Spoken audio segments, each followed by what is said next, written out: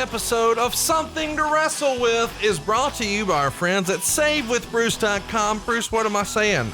Our friends are me and you and this other guy, right? Freak out, because if you're looking to save some money, like consolidating some debt, you want to buy a new house, maybe no money down, maybe you don't have perfect credit.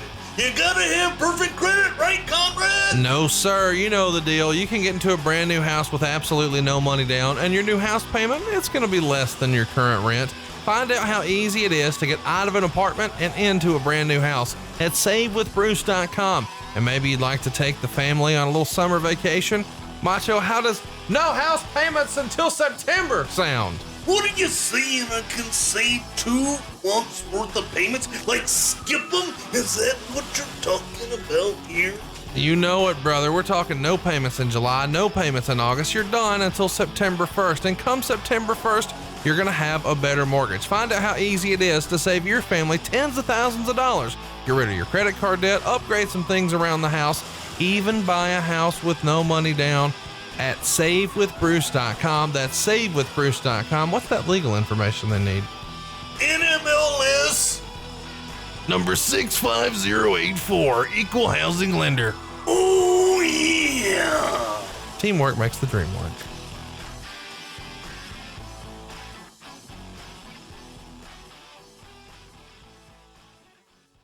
Hey, it's Conrad Thompson, and you're listening to Something to Wrestle With.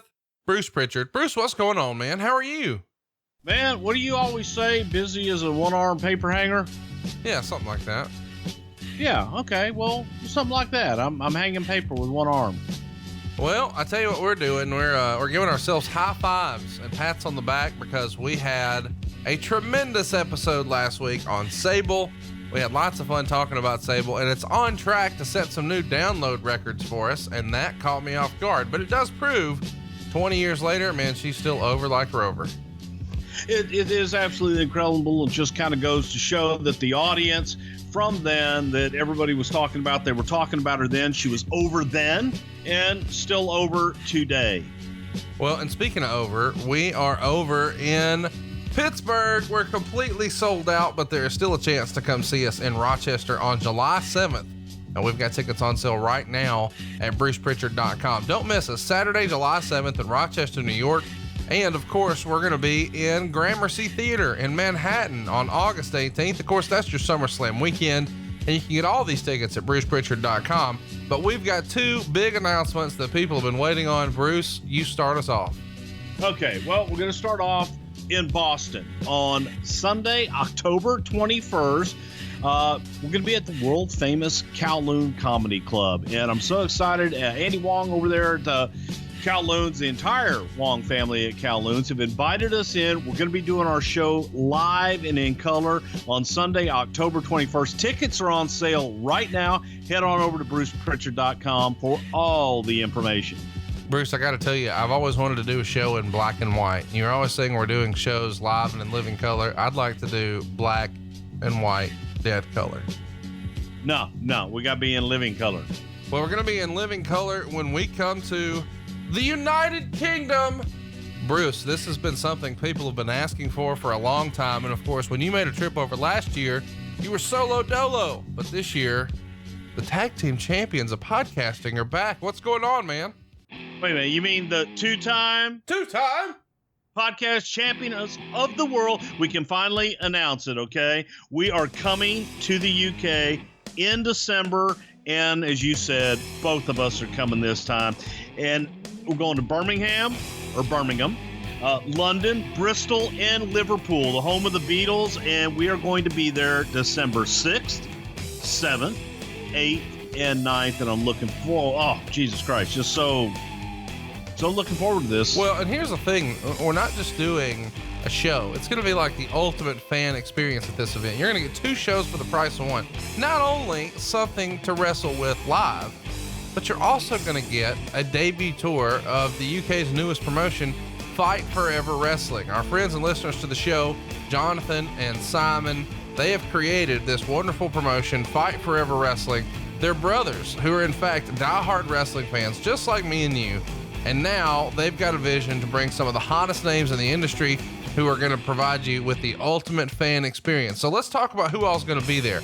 Besides just Bruce and Conrad, you're getting the guy everybody's talking about right now, the man behind All In himself, the American Nightmare, Cody, plus his wife, Brandy Rhodes. Of course, Flip Gordon's going to be there. And a lot of the top stars from the UK wrestling scene. Jimmy Havoc, who you're familiar with from MLW, Zach Gibson, Flash Morgan Webster, Millie McKenzie, Joe Hendry, and Rampage Brown. These names are going to keep on coming, and there's still some big surprises to be announced in the coming weeks. But seriously, UK fans, these shows are can't miss.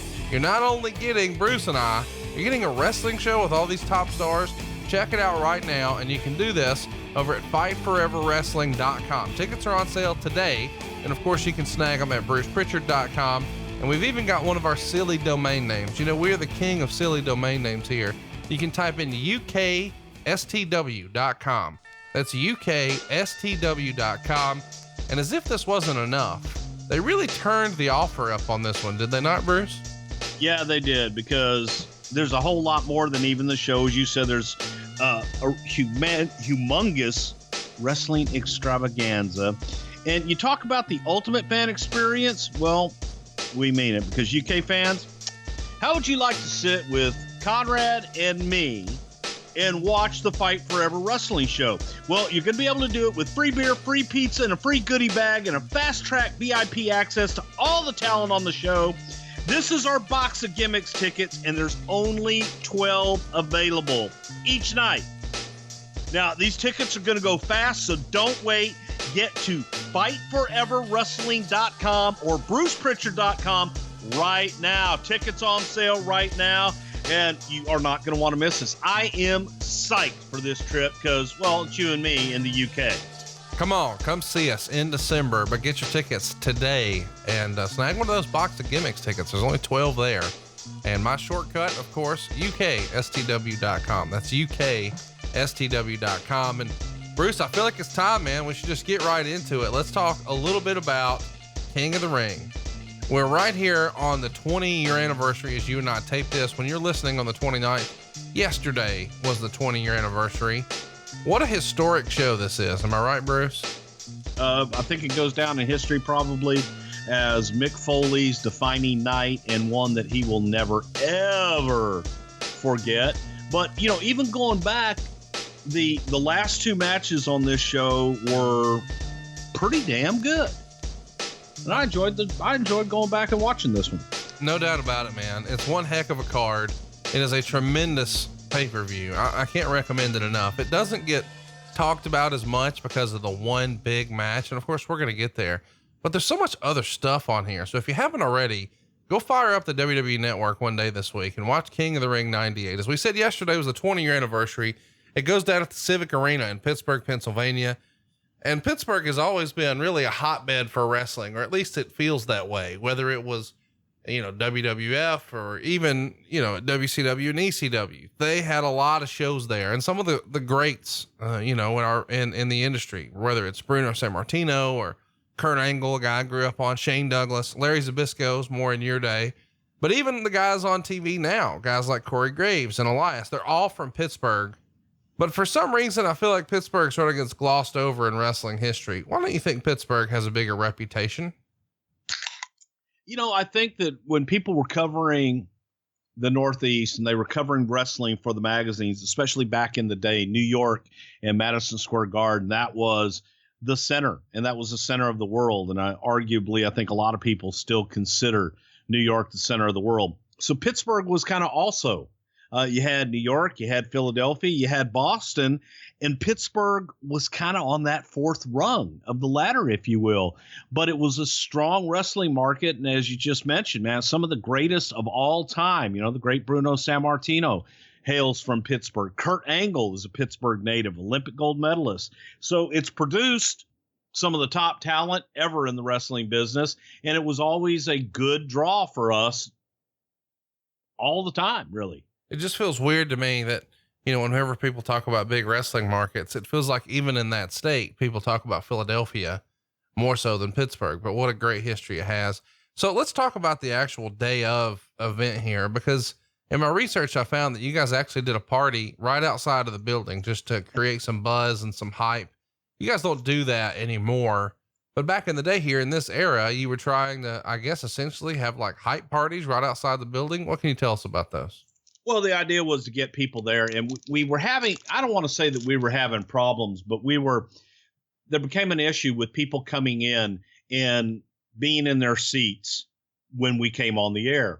So we would have parties. We would get people there early to get them involved, man. You would have meet and greets, you would have games and just a DJ having a good time outside, and you do talent surprise stuff out there. But it was a way to get people to the venue early so that when it was time to fill up the arena, feed them in and get them seated. Well, let's talk about where business is here, because you guys have really started to catch fire here. Of course, business has been up for a while, but starting in April, you started to actually win in the ratings war, and here we are in June. But let's talk about just where we are financially. Your average attendance in June of 97 was 5,687. Here in June of 98, you're up 68.2% to 9,568 fans on average. Huge jump there, but your gate is way up too. In June of 97, you were averaging around 93,000 at the gate. Here you're up to 179,000. So a 92% jump. And you weren't selling out very many house shows in June of 97, only like 5.9%. Here, 46.7% of your shows are sold out. Your average television rating on cable is also up 58%, from a 1.7 to a 2.7. Business is up no matter where you look. The metrics tell the same story. Business is up. You had been in the company for over 10 years at this point, except for that little hiatus. Is this the hottest it was the entire time you were there? Up to that point? Up to this point, it definitely was. Maybe not so much as in 1987 when I first came in, but yeah, this was red fucking hot. Everywhere we went, it was on fire. Stone Cold Steve Austin was the hottest star in the business at the time, and everybody and everything was turning to gold. So it was a really good time. We were on top of the world, and man, business was good. And it was also during a time that everybody was making money. So everybody was feeling good. You know, obviously whenever something works like this, it really is a team effort. And when business is up, it's usually not just one thing. And I do find it funny because sometimes when business is down, people like to pin it on one guy, but when it's up, you know, everybody wants to spread the credit around. A great example of this is whenever people say, oh, Diesel was the worst drawing champion in history. But like here, when business is really hot, a lot of people are debating. Is it Vince Russo? Is it the Mr. McMahon character? Is it the Austin character? Is it all of it together?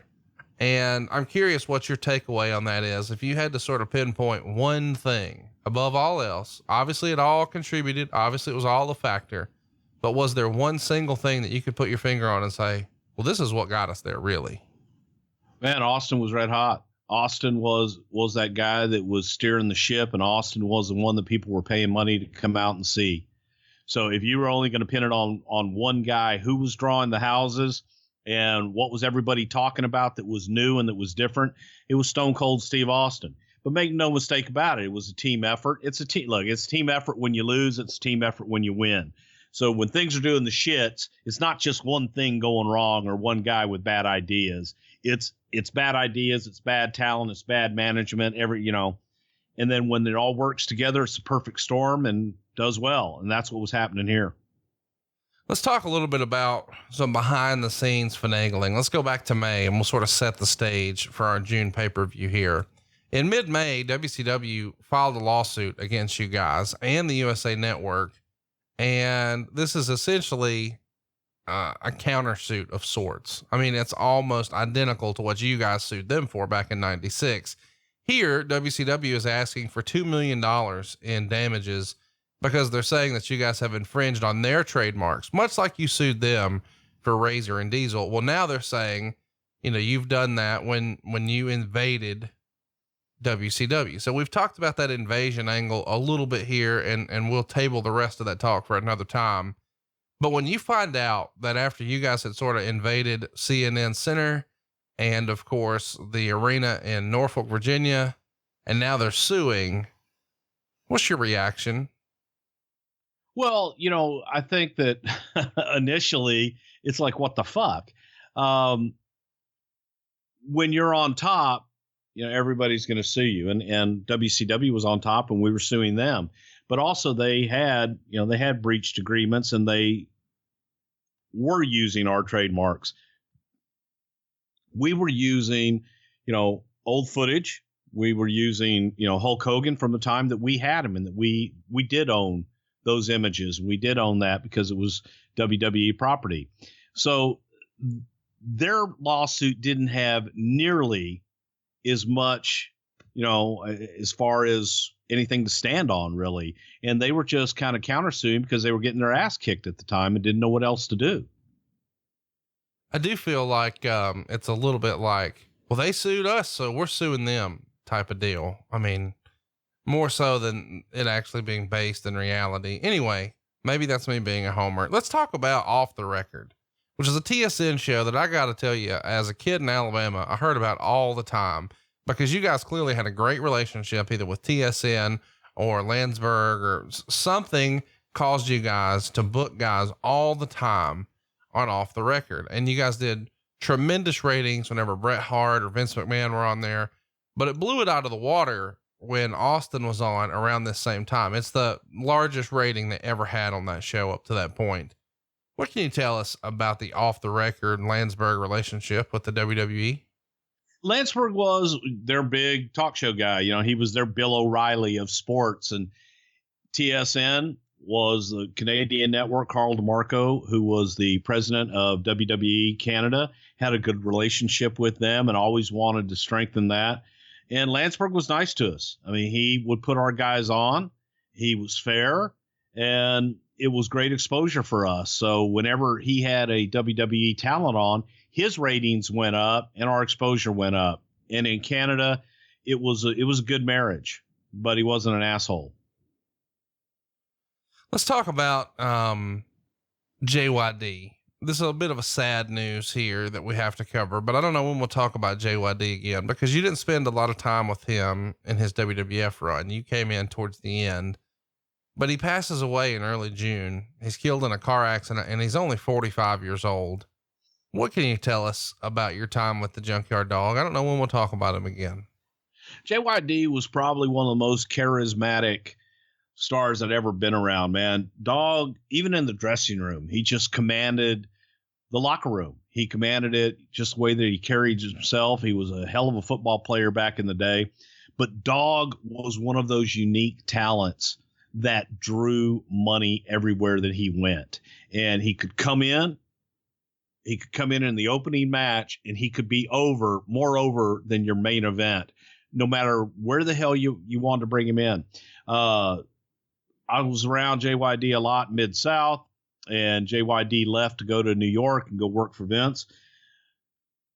Bill Watts was beside himself when JYD left, had no idea what to do. And Bill was of the mindset that JYD was almost irreplaceable, but the only way to replace him was to replace him with another black babyface. And it became a quest to find that replacement for JYD. We went through Butch Reed, went through Brickhouse Brown, George Wells, Master G.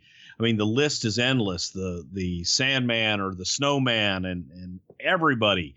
It was brutal. But JYD wasn't just a black superstar, man. He was just a superstar. And he was a megastar that Vince wanted bad, and he did pretty damn good for Vince in New York as well. But incredible talent that controlled the room, man, and he commanded respect wherever he went. Well, I hope we get to talk about him some more sometime, because I feel like he's one of those names that people don't talk about enough now. Let's talk about the June 5th show at Madison Square Garden. You guys had an interesting main event here. Steve Austin is teaming with The Undertaker to take on Kane and Mankind, and they draw 19,506 fans, of which 16,814 paid over $391,000 at the gate. This is the largest gate ever in the United States for a non-pay-per-view event for the WWF. And this is just a random show, man. What can you tell us about the incredible success you're enjoying, especially in the Garden, which Vince has always held in high regard? Well, it was a time where, as I said, for me, I remember coming in 1987, and all you had to do was put Hulk Hogan's name on a marquee and you would sell out. Everywhere that we went in 87 during that time, it was sellouts across the country. So to be back at that place again, and no matter where the hell we were going, we were doing great business. And it's always nice when you go in your backyard and you see this kind of a gate and this kind of a response, and the magic is back.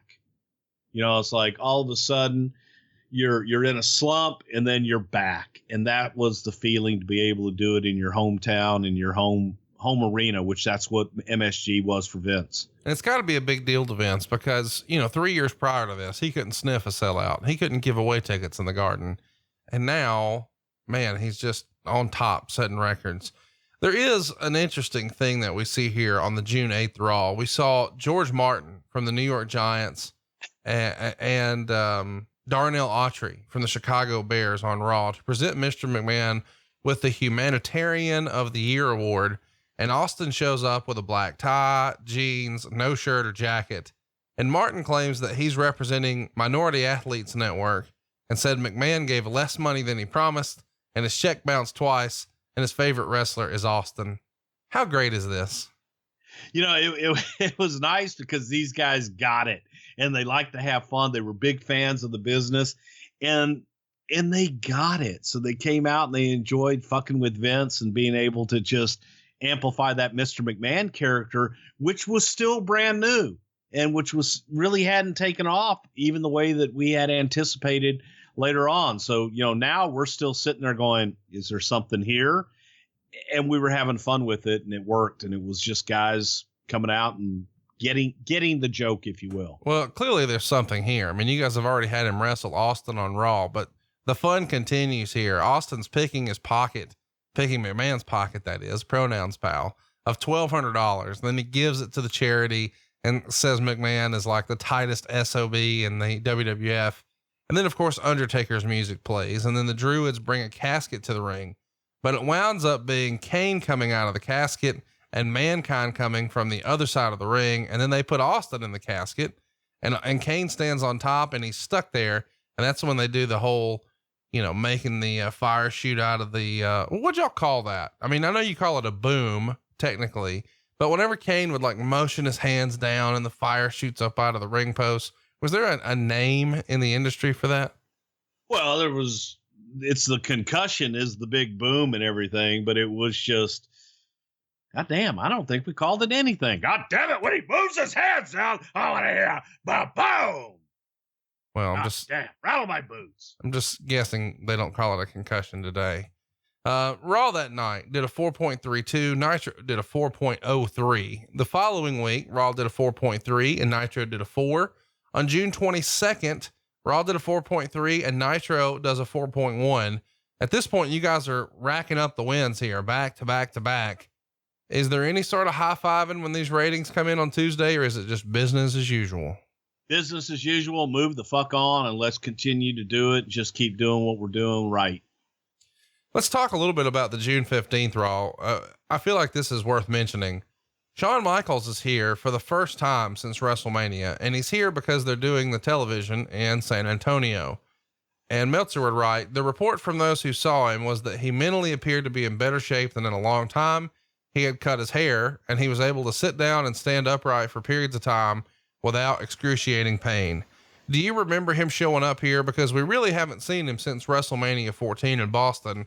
Now, granted, that was just a couple of months back, 2.5 at this point, but still, a lot of people probably thought the way he left, we're not going to see him for a while. What'd you think? Okay. You ever see the paint? You remember the paint, the little Dutch boy? Yeah. Okay. And the haircut that the little Dutch boy had? Yep. Okay. Well, and I distinctly remember this television because it was the first time we had seen Shawn in quite some time, and he had cut his hair. And Undertaker and I were in the backstage area when he came in, and it was like, right at the same time, looked at each other and went, oh my God, it's a little Dutch boy, because he looked just like that kid on the side of the paint with the haircut. But it was a different Shawn Michaels than we'd had before. He was in great spirits. I even remember the boots he was wearing, because they were the boots kind of with the sole that he works in now. And he wears them all the time and has them specially made. But he looked good. He looked clean. He looked healthy. And it was not the old rambunctious Shawn. This was a new Shawn with a smile on his face and saying hello to everybody in a pretty damn good mood. But the biggest thing was the haircut. Let's talk a little bit about the deal that comes out in the June 8th Observer. Meltzer reports here that USA signed Raw for 3 more years. And we just heard a few days ago that all these years later, 20 years later, in fact, USA has signed them again for 5 years. Do you remember at this time? I mean, obviously ratings are up. Are you guys still dealing with Bonnie Hammer here? What was the relationship like after a few years prior? Maybe the ratings weren't where everybody would have liked, but now you guys are riding high. So it feels like the perfect time to get another deal, which is very Vince McMahon like. Yeah, it was. And I think we were definitely dealing with Bonnie at this point, but Bonnie didn't have the kind of power at this point that she would later get at the USA Network. And I think we were dealing with Jeff Zucker. I think that's his name, who was handling everything for USA Network at the time. And it was a coup. It was one of those, we wanted to stay on USA Network, but they were doing the same thing then. We were shopping it to other networks and seeing who was interested in USA as the home. And that's where we wanted to be. Let's talk about Over the Edge. This was in the Observer. The WWF paper, Listen, Over the Edge, blew out the circuits because so many people ordered it all at the last minute. So everyone who ordered that show will now be given King of the Ring for free. That's right. I said paper Listen. And there's this weird deal where for a little while, you guys experimented with the idea of you can't watch the show, but you can hear it. It's almost like podcasting before podcasting was a thing. Do you even remember hearing about paper Listen? I feel like I did a little paper Listen as a kid on some of those adult channels.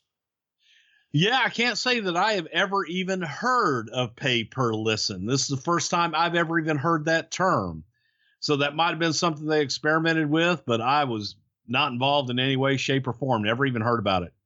Well, I'll tell you this, if nobody's heard about your business, you need to be advertising right here on Something to Wrestle with Bruce Prichard. All you've got to do is drop a line to our fine sales team, heyadvertising@gmail.com, and Goldberg is going to hook you up. No, not that Goldberg. He's not going to kick your head into the 5th row. What he is going to do is get your word out about your business, about your promotion, about your offering, about your product or service to hundreds of thousands of listeners. And if you're looking for men, we got men in spades. Do we not, Bruce? Yes, we do. You want to reach men 18 to 54. Well, we've got them right here every single week. And did I hear something about Goldberg lowering prices? We're not going to talk about that. I'm tired of you doing this. You've been talking about doing stuff for free, and we're not doing that. Okay. If you want to promote your business, email heyadvertising@gmail.com. And seriously, our man Goldberg, our Jewish salesman, he will hook you up. He's like 5'3", so he's not the real Goldberg. So you're safe and your business is safe promoting it here on Something to Wrestle. So drop him a line right now. heyadvertising@gmail.com, and he'll hook you right up. Let's talk a little bit about what's going on in the company at this time, because we've got this storyline going with blood falling out of the ceiling, and we're trying to make Kane like the top guy. And there is a bit of a mess here that I want to talk about that goes down on the June 22nd Raw, where Austin's doing a promo challenging Kane. Kane comes out and makes some motion, not like the concussion motion. And this red liquid comes from the cage, and it's supposed to look like it's raining blood on Austin. Chat me up about this liquid. And I assume this is the same thing that Gangrel was using. Whose idea was this shit? Bro, what if we gave a giant bloodbath to Stone Cold from the ceiling? Kind of like when Carrie got the bloodbath in the movie. I forget the name, but her name was Carrie. And that was Vince's idea. He loved the shit coming down from the ceiling, whether it was shit, whether it was blood, no matter what the hell it was. He liked shit coming from the ceiling and falling on people's heads. It might have actually been shit because Austin gets hospitalized right after the Houston house show due to a staph infection in his right elbow. So you've probably seen this tape, maybe very recently on the WWE network, and you saw that he had it taped up and you might have wondered, what's up with that? Well, allegedly he got a fever up to like 104 degrees. He had to have IVs. I mean, he's hospitalized for a while here, and people aren't exactly sure where it's supposed to have happened, but people do think that he had like a bad elbow bruise that happened in either San Antonio or Austin. And by Wednesday, he had a mild fever and things just progressively got worse. What can you tell us about this staph infection and how hit or miss this looked for him? Because he's your top guy. He's the main draw. He's hotter than a cap gun. And here he is. Fucked up. And the fucked up thing about it from our vantage point was, you know, a lot of times when you think of staph, it usually comes from an open wound that gets infected and gets worse from there. And Steve didn't have a cut. He didn't have an open wound. So they think that it was internal, but it was a freak deal. Banged his friggin' elbow and it kept getting worse. And all of a sudden you see this red line coming up his arm, which signifies staph infection. And they got him into the hospital. He wasn't feeling good. And Steve is one of those guys that unless he's dying, he's not going to the friggin' hospital. He just won't go to the hospital unless it's absolutely a necessity. So when he reached 104 degree fever and was in enough pain that made him go to the hospital, he finally went and had to put him on the shelf for a few days while he got some IV, get some fluids in him, and get some antibiotics in him to just get this thing under control. But it was a freak deal. And that's why they don't really know where it came from, other than probably this deep bruise somehow. He missed some smaller house shows like Corpus Christi and Tyler, Texas, but he's scheduled to return in Houston and does work the main event because it's sold out of the Compact Center, and he beat Mankind, but he's in such pain that he has to go to the hospital, like you're saying, which, as if that wasn't enough, around this same time, The Undertaker suffers an ankle injury, and a lot of people believe he cracked it, and there's maybe some bone chips floating around after the June 16th tapings in Austin. So basically you guys need to stay the hell away from Texas. Allegedly this injury happens on location in what was supposed to be Paul Bearer's house. And he of course tore that up on the Raw that aired on June 22nd, but there's not really a noticeable spot where he was injured. And during the angle, Paul Bearer also suffers an ankle injury, which is probably when the Undertaker's throwing furniture around, maybe something lands on his leg. What can you tell us about just the bad timing here? Because Undertaker is also off of Corpus Christi and Tyler, but he tries to work Houston, but he's limited so badly that he and Kane just have a very short match ending with a double count out finish. And everybody has to be smartened up at that point that, man, something's amiss. But now you've got two guys down seemingly at the exact same time. Well, not just two guys, you got two of your top guys. And, oh, yes, Paul trying to get the hell out of the way and got his ankle fucked up from Undertaker throwing shit. And it was just one thing after another. And it just was compounding to where you're going, what the hell is next? And it just was shitty timing on everything. Taker's ankle was fucked up, but Taker's ankle was more of like a twist, and nobody thought it was broken. Nobody thought it was really that bad. Just keep off of it, tape it up pretty good, and felt he'd be okay, ready to go. Well, it's obvious when you watch this pay-per-view, when he drops down from the cage and then when he comes out later in the main event with a chair, I mean, he's limping like a sumbitch. It's something to see. So let's talk about, the backup plan. And I know that you're going to say, oh no, we knew they'd make it. But I mean, at least you guys have to float an idea. What if Austin's in the fucking hospital? Like, what if Austin and or Undertaker have to miss the show? Was there a plan B? No, there wasn't, because you're sitting there going, what is your plan B at that point? What the hell do you do? We really didn't have anything other than going with the King of the Ring and making that your main match, because your top two baby faces and the other two feature matches are are fucked. Could have put Mick Foley against Kane, perhaps, but at that point, you're just trying to get the match in the ring and do anything you can to at least deliver a semblance of the attraction that you advertised. It comes out around this same time in the month of June that there were reports, especially in Japan, some in America, but a lot in Japan, that the World Wrestling Federation was interested in buying the Minnesota Vikings. And I know we've talked about this a little bit on our XFL episode, which is available in the archives at somethingtowrestle.com. But what do you remember about this alleged meeting on June 12th, where it's floated through the company that McMahon is considering buying the Vikings? What if I bought the Vikings? And we didn't know what the hell he was talking about really at first, but it was more than anything. It was a publicity stunt because they were floating out there that the Vikings were up for sale, and Vince floated it out there that he was interested in it. And I dare say that had the price been right, he might have even bought the damn thing for publicity purposes to make it, to say, okay, the WWF just bought the Minnesota Vikings and Vince McMahon is now entering the football arena. So it worked. Got people talking. I love that you suggested he might have bought it for publicity. It cost more than the WWF at the time. I mean, it would have sold for hundreds of millions of dollars, I'm sure. Yeah, but he could have raised that money easily. He's Vince McMahon, damn it.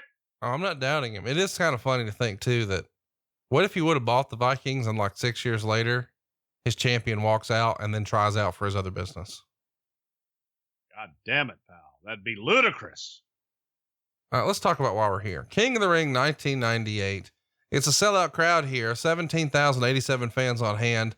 15,505 were paid, and it set an all-time city gate record of over 539,000. And they do like another 148 grand in merchandise. You guys are setting the woods on fire, man. We've never really talked about this before. We know that some of the guys get pay-per-view bonuses.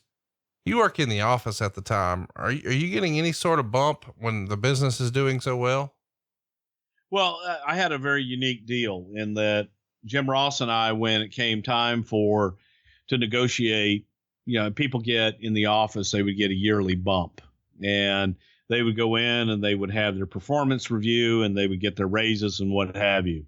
And Jim and I went in and we essentially negotiated a decrease in pay, but a participation in the house shows and everything else. So we did participate. We took less money up front because we did have a hand in what was being presented out there in the house shows and television, so that we wanted to be paid on our contributions.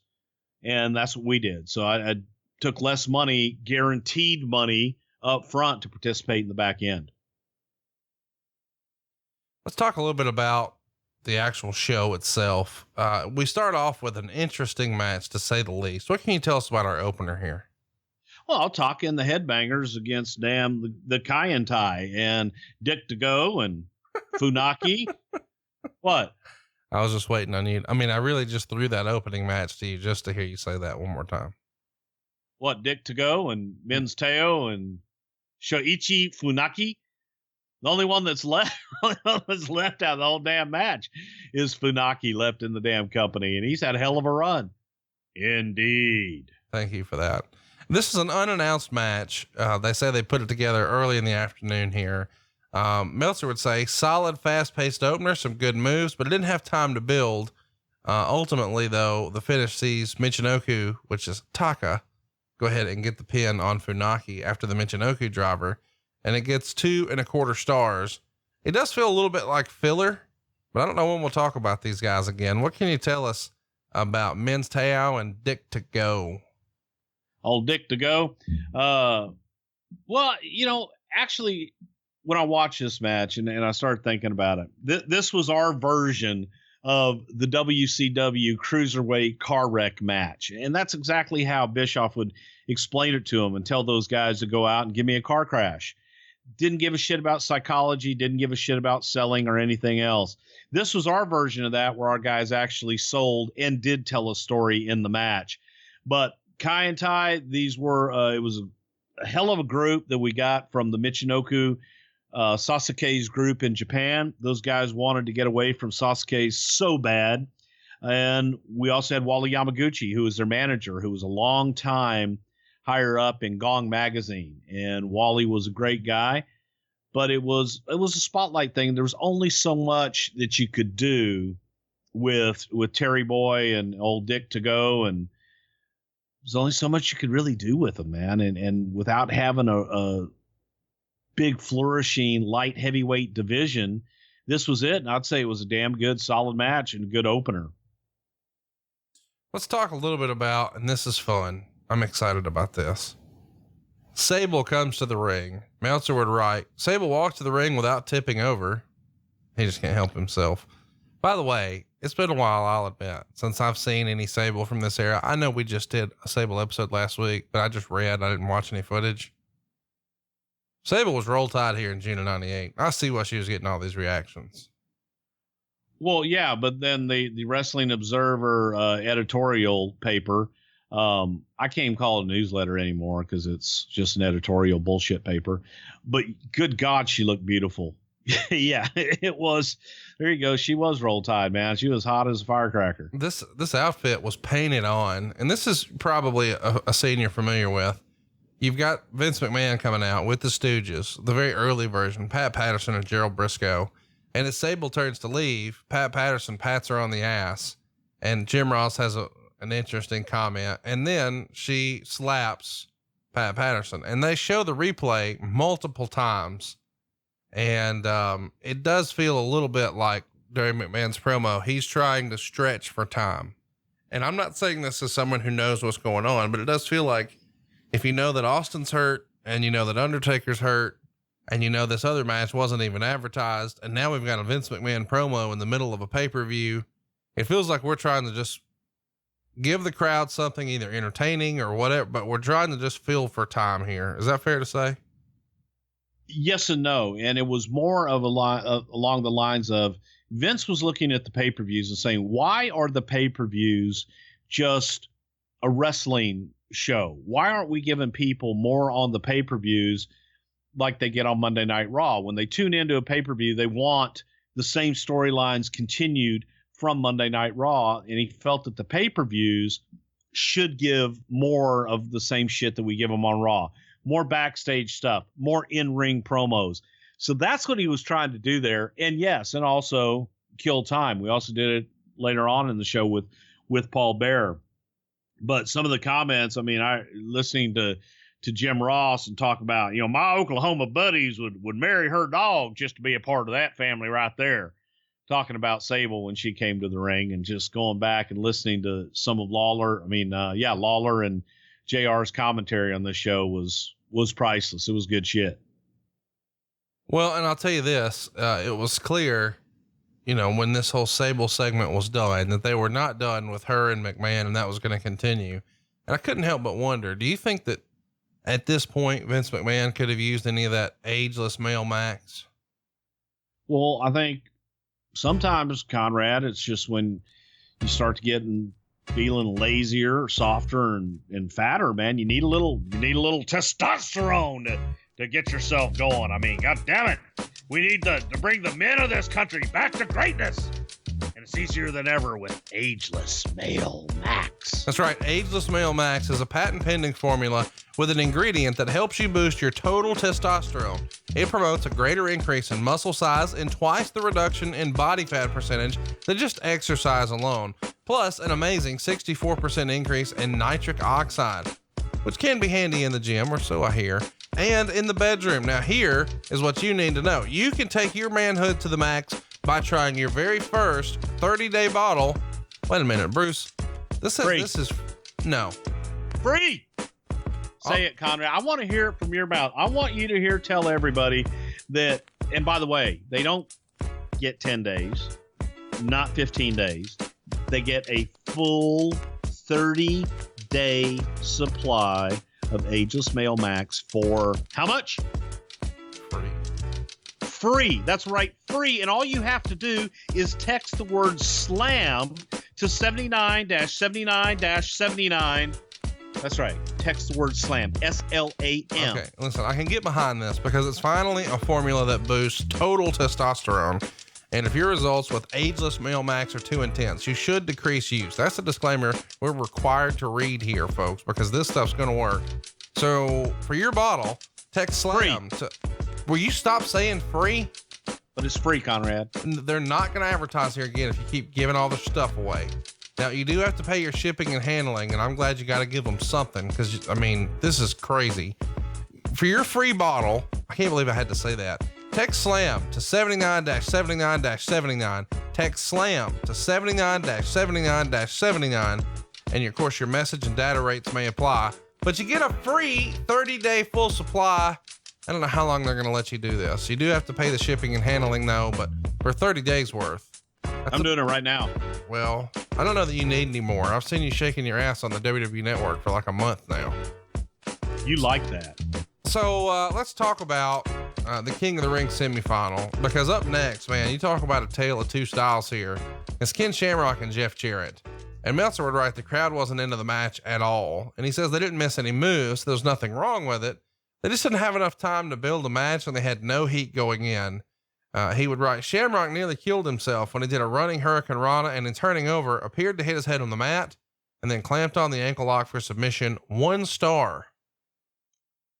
This is weird to look because you've got Jeff Jarrett, and I don't know why, but he still feels a little out of place here to me. And he's got the big entrance with the fireworks and the whole deal. And he's got Tennessee Lee with him. And then you've got Ken Shamrock, who looks like ass kicker extraordinaire. What'd you think of the match when you watched this back?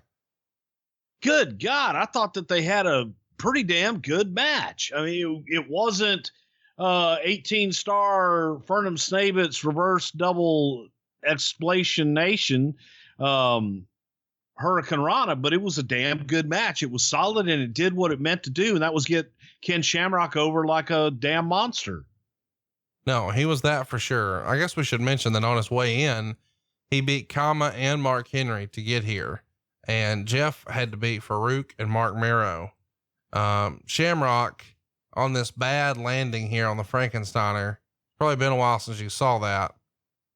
I mean, he had to have something going on after that, right? Talk about getting your bell rung. Yeah, I don't think that but that's the funny thing about Ken is you can never tell if he got his bell rung or not because he would never sell it. And he always kind of had that crazy look in his eye anyway. It looked absolutely brutal and you would have thought, but he came back. No, I'm fine. No, everything's good. What's next?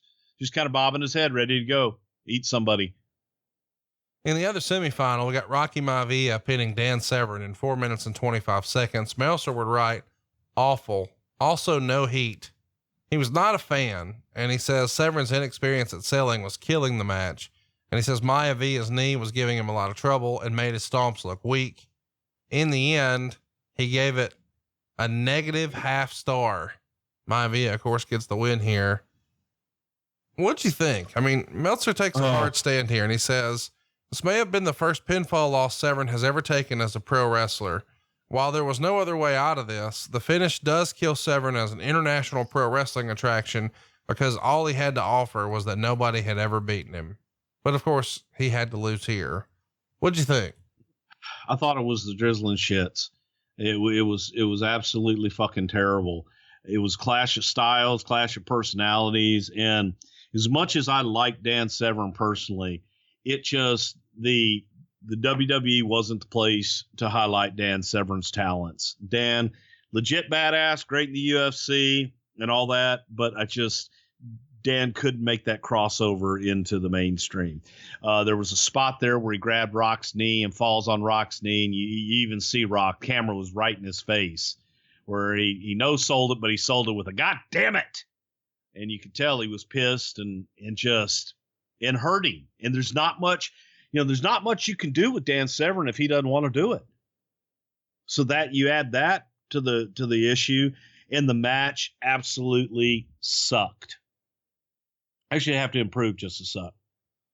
Let me ask you, was there ever any consideration to doing a Shamrock Severn main event at King of the Ring? You know, those guys had been 1-1 in the UFC. It feels like somebody somewhere would have said, hey, what if? And obviously the inexperience on both sides would have probably talked you out of that. but yet you still wound up doing it with, Shamrock and Maivia. Tell me about this. Well, absolutely. We thought, what if, when we had Severn and Shamrock together. However, neither one of them wanted to do it. And the reason they didn't want to do it is they felt that there was still money on the table in the MMA world to have that match again. So they didn't want to have a worked match. There was, what the hell do you do with it? Who do you put over? I mean, what do you do with it? There's nothing to do. I don't think that they liked each other personally. They got along professionally, but okay, great. They're 1-1 in a real world. Now you get to a worked world. Who do you put over? And then to get the other guy to actually want to do it when they both felt there was money on the table in the MMA world. That's why it never happened. On the way here, Rock had to beat Vader and Triple H, which pretty interesting. Severn got here by beating D'Lo and Owen Hart. What do you think of Dave's comment in the Observer here that this essentially kills off Severn's attraction because he's finally lost? And obviously in wrestling, everybody has to lose eventually, but what do you think of Meltzer's assertion here? Well, what the hell again, I asked the same question. What the hell do you do with him? Does he never lose? Is that his attraction? Okay. Dan Severn's attraction is he's undefeated and he's never ever defeated. Otherwise he loses his being a pro wrestling attraction. Man, that's a tough gimmick to have unless you're a Kurt Angle or somebody. And even Kurt Angle could lose. So in pro wrestling, everybody's got to lose eventually. And this was Dan's time. It was the right thing to do. And I don't know that Dan was that big of a pro wrestling attraction internationally or domestically that it was really going to hurt him with the places that he would have been an attraction, I guess is what I'm saying. Around this time, Dan did an interview on the internet. And when he asked about the rivalry with Shamrock, he says, quote, "Let's just say he didn't get his body by just working out. But then again, most of the bigger guys in wrestling did not." Which I feel like is probably going to get him some heat with the company. I mean, when you guys hear that he says something like that, you're not that far removed from the steroid issue. I mean, you're less than 5 years out. Is there any recourse on a Severn, or was he never really an office favorite anyway? No, it was a, what the fuck are you doing? What are you talking about here? And you've got to be media savvy. You can, if you don't like the guy, okay, then learn how to work and learn how to put somebody over with a backhanded compliment, but don't do that. And that was taken as Shamrock was pissed off about it. JR was not happy about it. Wasn't a smart thing to say. And especially in the context of everything, it just wasn't a smart and or nice thing to say and or do. Next up, we've got a fairly interesting match here. Only in the WWF would this happen. Brian Christopher and Scott Taylor are going to take on Al Snow and Head. Yeah, that's right. You said that right. Yeah. Mannequin Head. Christopher Taylor. That's right. That's my name for him. Christopher Taylor beat Snowhead. And the stipulation is Snow has to leave the WWF. Meltzer would write, naturally, after Sable lost, the loser leaves and came back without even so much as an attempt at a logical explanation. And after Vader lost his mask, only to still be wearing it the next day, any WWF stipulation doesn't mean a thing. And I doubt one fan actually cares if Snow isn't leaving. What did you think of this match and the stipulation that if he loses, he's gone forever? Fucking hate it. It's fine if he's gone forever. But I hated this time of nobody cares about the stipulations. Well, if nobody cares about the stipulations, then don't make the fucking stipulation. If it means nothing, then why do you make it? Oh, well, it means something for the attraction. No, it doesn't. If you don't fucking carry it out, it means nothing. And it kills all the other stipulations on down the line. So I hated it. Jerry Lawler was the special guest referee here, and he's really playing the heel referee. And eventually Snow low blows Taylor, and throws the head down and covers Taylor, and Lawler won't count.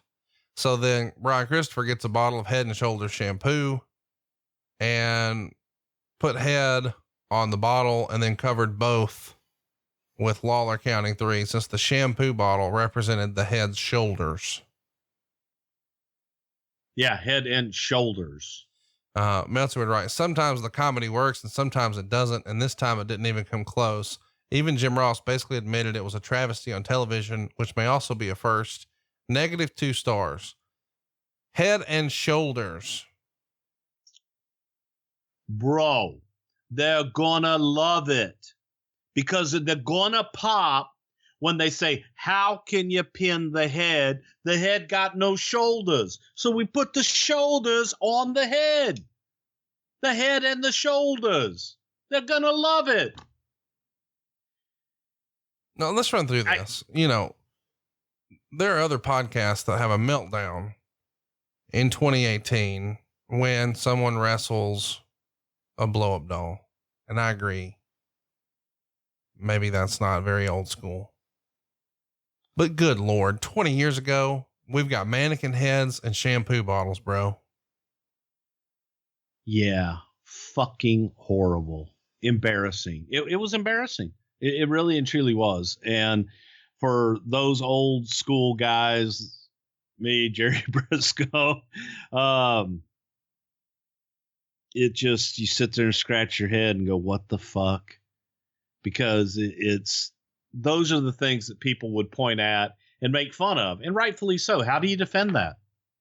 Well, and what's weird too is, as crazy as it sounds, Al Snow got this head gimmick over in ECW. I mean, he even main evented an ECW pay-per-view, WrestlePalooza, back in May for the ECW world title against Shane Douglas. And now that he got it over, you guys call him back up here, or so it seems. He starts showing up on Raw, and he's coming over to the commentators table, asking Lawler to get him a meeting with Vince. And that eventually leads to this match. And then here he is with this silly shit. This is probably not what he envisioned when he came up after being over with the head in ECW, presented differently. Is that fair to say? I thought that the stuff that they were doing with Al leading up to this was some pretty damn entertaining shit, with Al getting in the costumes and trying to sneak in the building and having the conversations with Head and being crazy and what have you. To me, this just took all of that and flushed it down the toilet. Cause then that meant nothing. And it was just fucking terrible. Terrible is the kindest thing that I can say about it. It was just not good. And when you watch this match, it is a perfect example of seeing all of the air just sucked out of an arena and killing a crowd, as Jim Cornette would say. Darren Kelsey's nuts, motherfucker. They were flatter than a plate full of piss. Terrible. All right, let's talk about something that wasn't terrible. X-Pac is wrestling Owen Hart. Finally, a good match here. They go 8 minutes and 30 seconds. Meltzer would say the match had no heat, but the wrestling was good. X-Pac worked as the face, but the crowd didn't take to him at all, nor to Hart. So they were just indifferent, even though both guys worked hard. The only pop, and it was small, was X-Pac doing the Bronco ride spot. What did you think of this match? X-Pac gets the win here. And, there is a moment when there's all sorts of interference here with Chyna and Mark Henry that Owen puts X-Pac in the sharpshooter. The ref's not paying attention. X-Pac's tapping out, and then Vader comes out, does his body block on Henry, which causes Vader to take a tumble himself. And while all this is going on, Chyna gets in the ring, gives Owen a DDT. The ref turns around and counts X-Pac for the pin. So even though you've got two world-class performers here in X-Pac and Owen Hart, they got to have all this shit going on. You got Chyna, you got Vader, you got Mark Henry, 2.25 stars. Why didn't this match get over with the crowd? Is it just the way these characters had been presented? And why was it necessary to have all the extra shenanigans here? Well, I disagree that it didn't get over with the crowd, because I thought that the crowd was going to be happy to see anything after the debacle they had just seen with Head and Too Cool. So the match itself was solid, man. It was a good, snug match. They told a good little story. But watching it, I can see, I think, you know how X-Pac has torn his butthole a few times? Well, okay, that's quite the transition. Well, I was going to say that when you watch this match and he takes the bump off the top rope and straddles that top rope, that may have been the first tearing, because that looked like it would have torn a butthole, if you ask me, just going back and watching that match 20 years later. So that might have started the tear. I got to say, Bruce, I don't know where to transition from X-Pac's butthole tear here. So let's try to move along here. I do feel like we should mention, that during the 94 King of the Ring, 4 years prior to this, Owen defeated the then 1-2-3 Kid on his way to winning the tournament. And this is sort of fun because we get a rematch 4 years later that really, if you're not paying attention, you would have slept on. But these guys had a cool little feud again here, even building this up on Raw. There was a match where Owen's wrestling and X-Pac comes down and hits Owen in the back of the head very hard with a chair. And it looks like he busts his head open on the backside, and their brief feud ends after this. Was there some heat over the chair shot? What can you tell us about the chair shot that busted Owen's head open? Well, Owen was pissed off, but you know, it's accidents, man. It's wrestling and shit's going to happen. So you just chalk it up and you know that a receipt's coming. It was so bad that they actually replayed it, which is funny sometimes when a real bad accident happens like that. You replay it and say, okay, he got 7 staples or whatever Owen got in the back of his head. You look at those chair shots that get 7 staples, it probably hurt like hell. And then you look at some of the other just devastating chair shots and they don't match up, because it's like people are going, well, that one didn't look that bad, because from the angle it was, it's like, wasn't that bad. But yeah, he caught him on the corner of the chair and Owen was a little pissed off. But man, they worked through it and it was good for business, as the old timers would say. That's good for business, kid. Why was the feud dropped here? I mean, Owen's in the nation, you know, you guys are doing the spoofs, but it doesn't feel like they continue this momentum very much here. And X-Pac's pretty hot. I mean, this is his first pay-per-view back, after coming back to the company the night after WrestleMania 14. He didn't wrestle too often before this. I assume he was still hurt, and this was one of his first matches back. Right. And frankly, there wasn't a whole lot of thought to continuing a lot of the issues and storylines. It was a week by week, the way that they were writing TV and just going on, that they're, okay, we'll have this match and then we'll move on from it. And we'll have this match next week and we'll start a new story here. So there wasn't that thought into where are you going to go in 3 weeks? Where are you going to go in 6 weeks? And what story is this going to tell? It was just, let's have matches and let's tell a quick story, and that's the end. Move on. Well, it's not the end, because next up we've got the New Age Outlaws taking on the Midnight Express. These guys are going to go almost 10 minutes here. And Meltzer says Midnights were still acknowledged as NWA Tag Team Champions, even though the NWA gimmick is gone, and they are basically the lowest level jobber team on the roster.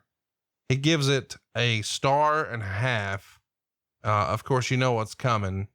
Jim Cornette hits Billy with one of the NWA tag belts. Of course, Billy kicks out, and Cornette does a run in to the second spot. And this time Billy gets up, and Chyna, as Cornette stalls, comes from behind and gives Cornette a low blow. So then both of the Outlaws give Bob Holly a double hot shot, and Billy pins him. 1.5 stars. What'd you think of the match here? And how fucking awful is the Midnight Express in 1998?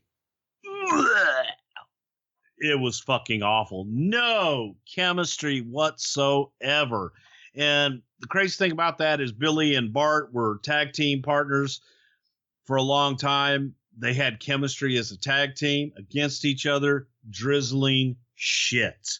The guys just sometimes, man, you just can't go. And this was one of those examples of 4 great workers that couldn't get it together, man. And it was like fucking watching oil and water. It was painful to watch, because you know that all 4 of them were better. And they kept talking about how, you know, Bodacious Bart and Bombastic Bob, former tag team champions, and this, that, and the other thing, and Road Dogg and Billy.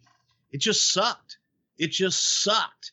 And even here's how you start off the match. You start off the match with Jim Ross talking about NWA Tag Team Champion, but they're wrestling for the important championship tonight, the WWF Tag Team Champions.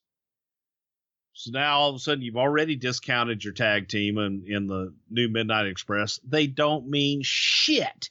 And it was fucking horrible. No chemistry whatsoever in the drizzling shits. And I couldn't help but just sit there and, you know, as you watch this match and staring at Bob Holly and his hair where he had almost the kind of skullet like Michael Hayes has now with little, you know, starting to recede up top. And if only they had forhims.com back then, Bob Holly could have taken advantage of forhims.com and been able to use their treatments to treat his thinning hair then, and he wouldn't be in the position he is now, which basically he shaves his head because there's just not anything up there. Well, here's the deal too. What's great about Hims is they put you with real doctors.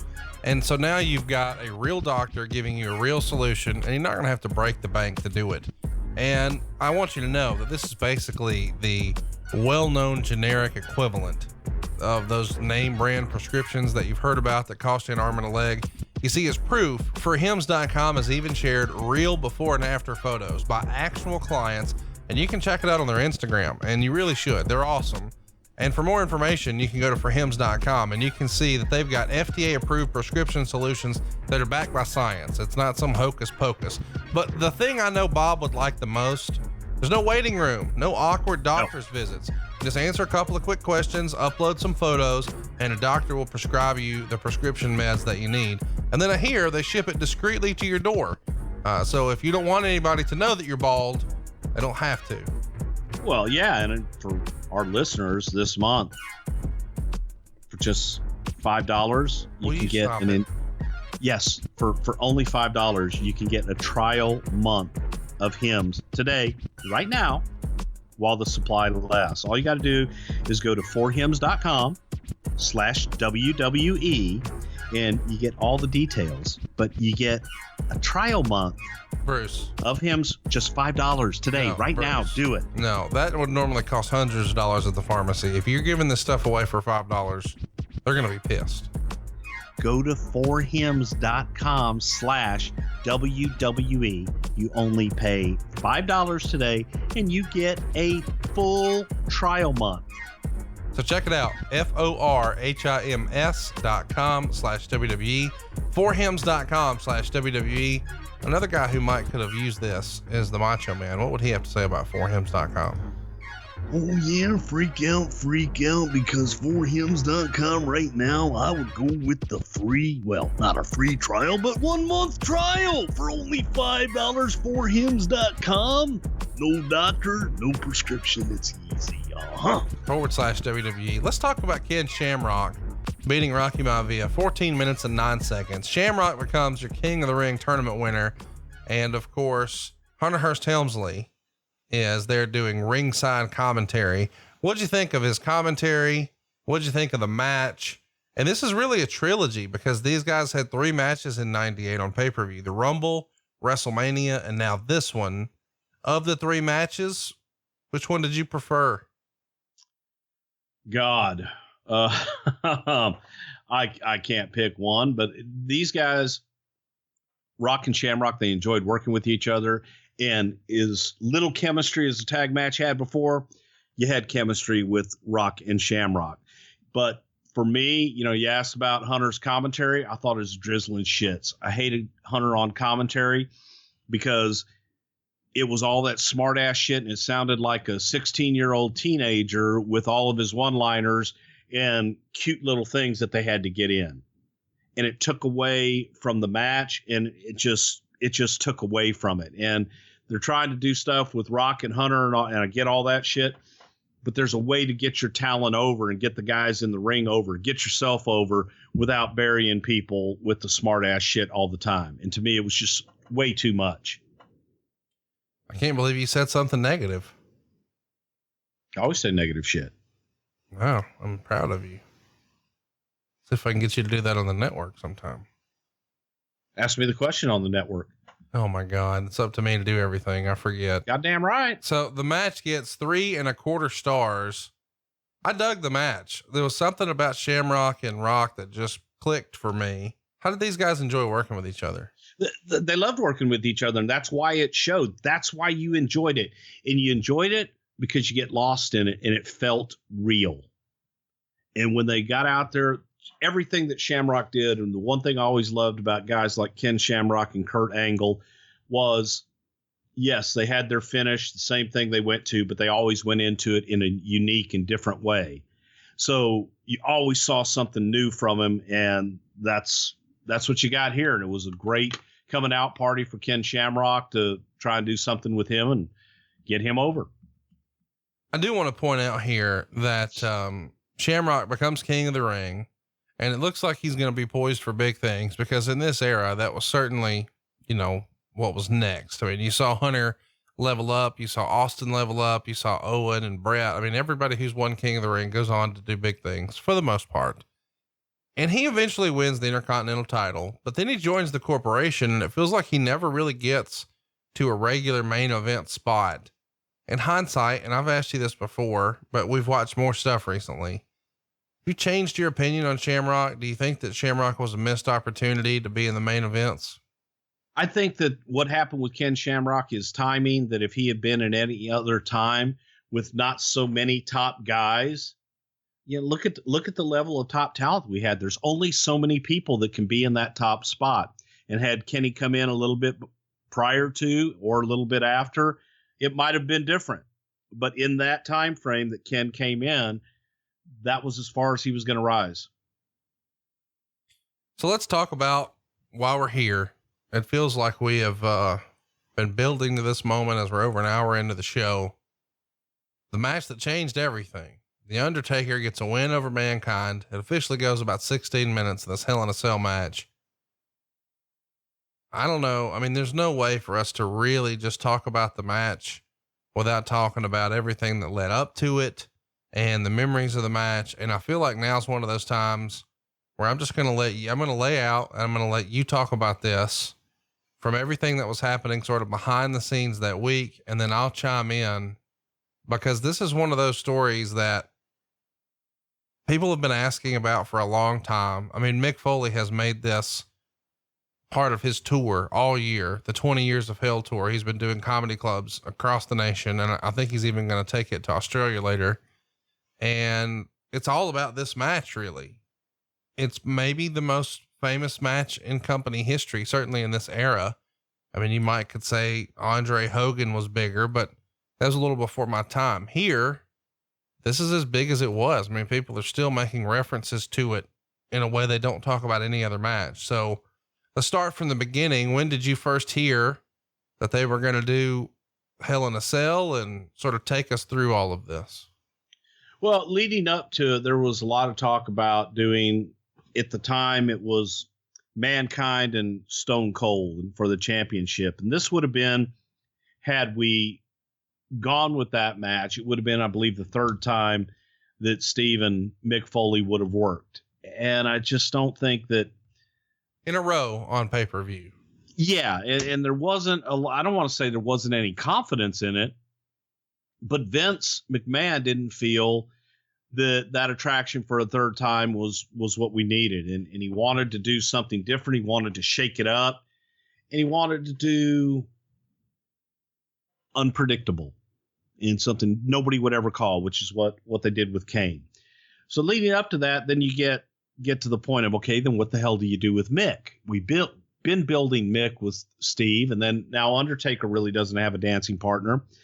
So I think it was Vince McMahon who was like, why not do, Mankind and Taker one more time, put him in the cage and put him in the confines of this monstrous cage and have that epic fucking match.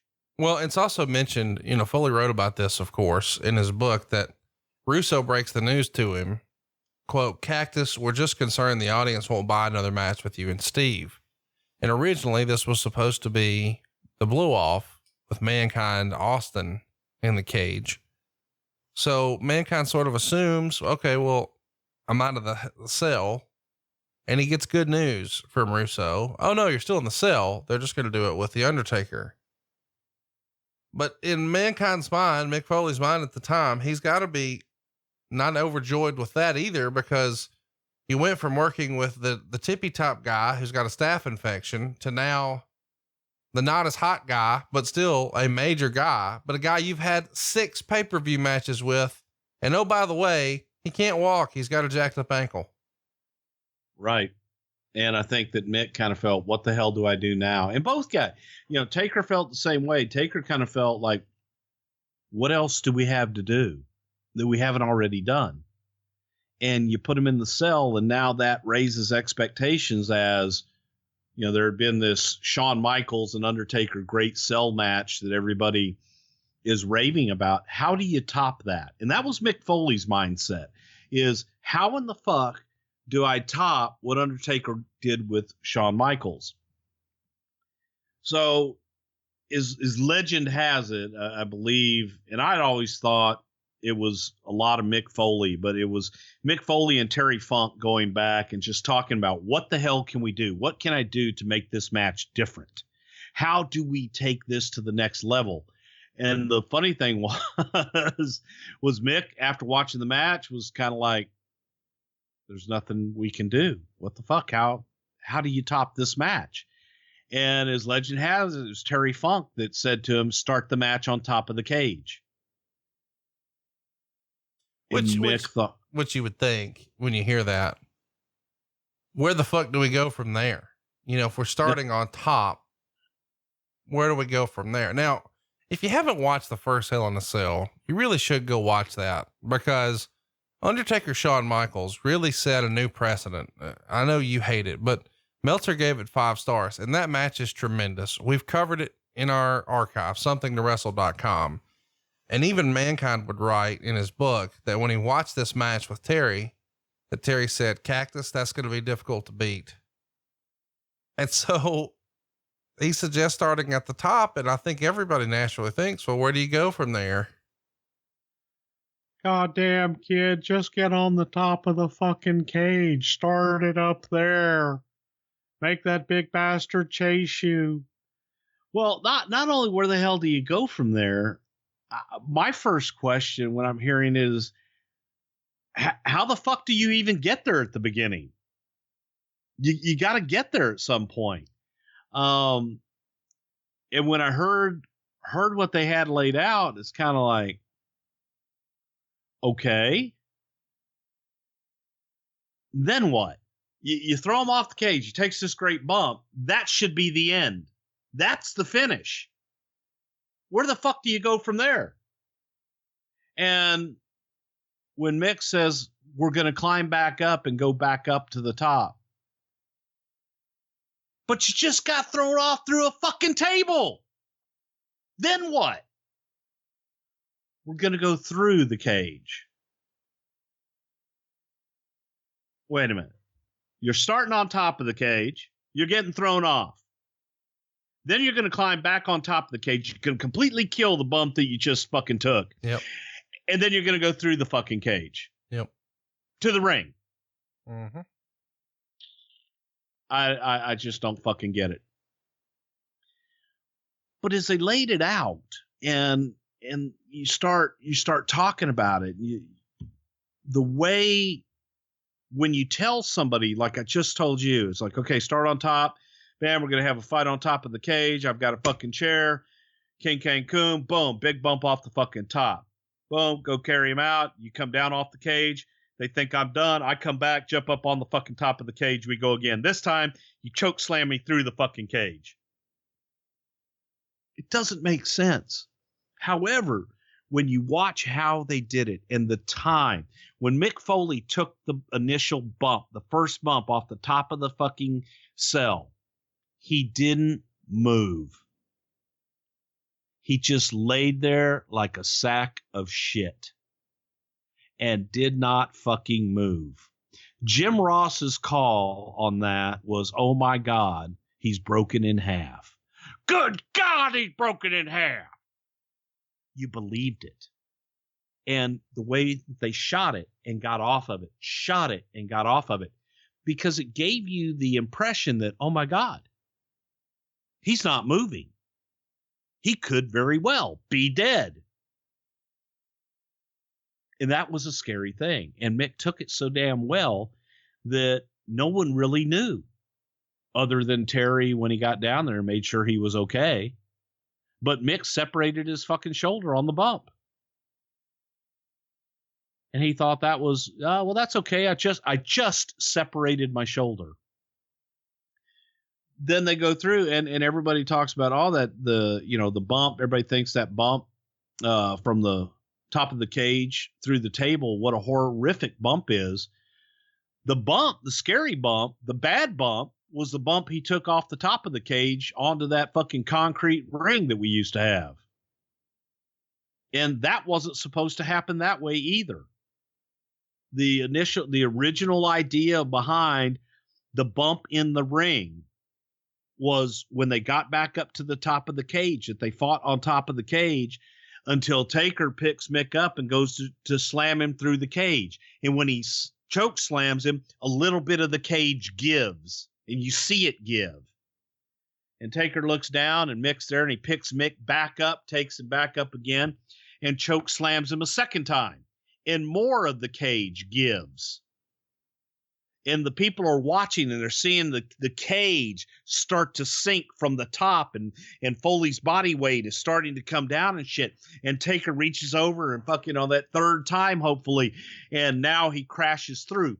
But it wouldn't have been the bump from the top of the cage. It would have been probably about the equivalent of maybe right about the top rope of the cage by the time for the third time. And the thought was that cage would have broken his fall. Well, everybody saw what happened. First time, the cage was gimmicked, and it didn't break away like they thought it would. It just went. And add on top of that, there's the chair being up on the cage panel that Mick took the bump through and just followed Mick right down and smashed right into his face, knocked his teeth out. It was brutal. And anybody that's taken a bump in those old WWF rings, they were the stiffest things. I'd rather take a bump on the concrete than those old rings. So it was a little snug. Man. And Taker's standing up there thinking, oh shit, he ain't moving again. So here comes Terry Funk. Here comes the doctors. Here comes the referee, and everybody's trying to talk to Mick. And Mick is out of it. Completely out of it, but he's going on just pure adrenaline at this point, telling everybody, no, I'm okay. I'm okay. And once Taker up on top kind of gets a sign that it's like, okay, he's okay. And Taker jumps down, and you see him. He's favoring that ankle pretty good when he jumps down from the top of the cage. But to give Mick even more time to get his bearings, Terry Funk fed in and got chokeslam right out of his shoes, which, again, thank God for Terry Funk being down there. But a lot of that shit, like Vince coming down to check on Mick, that wasn't part of it. Vince was genuinely concerned. Like, is he okay? I have to know. And wanted to be there. It was some scary shit because we really didn't know. Is he's moving? And I'm talking to people and saying, is Mick okay? And they're going, yeah, he says he's fine. You can't be fine after that. I don't give a fuck who you are or what you are. But, man, they continued on with the match and went another little while, including thumbtacks, which the line of the night for me after the match was Mick Foley coming up to me and apologizing to me for forgetting the thumbtack spot. Oh. Said, I'm so sorry, Bruce. I totally forgot the thumbtacks. I'm so sorry. But other than that, was it okay? Now he's got thumbtacks stuck all over him. I said, Mick, you got the thumbtacks in. He says, I did? Like, you got the thumbtacks in, man. He goes, oh, okay, good. Now, the fucked up part, for me throughout this whole thing when all this shit's happening and the choke slam through the cage, I knew the two big bumps and I knew the finish, but I didn't know what they were going to do immediately after the bump into the ring. And I'm screaming in the backstage for Pat Patterson. I'm going fucking nuts. And I'm angry at this point because Pat's the agent for the match and he's not there at Gorilla to talk me through the thing. And Jerry Briscoe comes up to me and sits me down and says, "What do you want?" I said, "I've got to know what the hell, what we're doing here. What was planned here? What can we cut out? What can we do? What's going on? Where the fuck is Pat?" And Jerry just looks at me. He says, he got a call about Louie. And Louie was Pat's partner for many, many, many years, 35 plus years. And shut me down. I looked at him and said, "Oh my God." I says, "Louie okay?" And Jerry just looks at him and says, "He's dead." Oh, man. And here's Jerry. Here I am, Pat Patterson, best friend in the business. Jerry Briscoe, another best friend in the business. And the two of us, we've got a job to do in front of us. I'm screaming like an asshole and a lunatic for Pat, not knowing what had happened. I think Jerry knew. I don't even know if Vince knew at that point. And just that, that calm comes over you. And it's a surreal feeling because all this other shit that you think is so important becomes really unimportant. And your priorities go just... It was fucked up. So like in all of that, Pat's getting a phone call that Louie has passed. I'm yelling for Pat. "Where the fuck are you?" to talk me through this wrestling match. And Briscoe gives me the news as cool and as calmly as somebody can do that. And just looked at me and was like, "Let's just get through this." Because to everybody else, that didn't matter. And we just got through it. And then you're looking at guys in the ring that are putting their bodies on the line and risking their life, literally taking bumps and doing this crazy shit that you wonder, wow, is it all worth all that? And I wonder sometimes, man. It just, I said to Mick then, I've said to Mick today,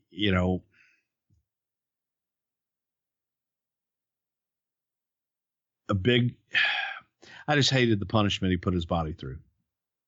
I really and truly did. His body, his head, everything. And it was just a crazy night, man. It was a fucked up night. I don't know where to go from here, man. You just dropped a lot on us. That's a lot to process here.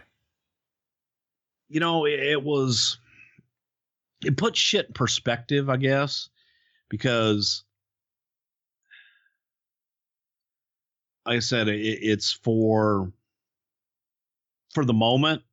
You're worried about a wrestling show. And in the midst of this wrestling show, you see a couple of your friends out there risking their life and doing this incredible stunt work, I guess you could call it. But stuntmen wouldn't be as crazy to do some of the things that Mick Foley did. In the middle of that, real life is happening backstage. And you just gotta put your smile on and move on and keep going and not let anybody know.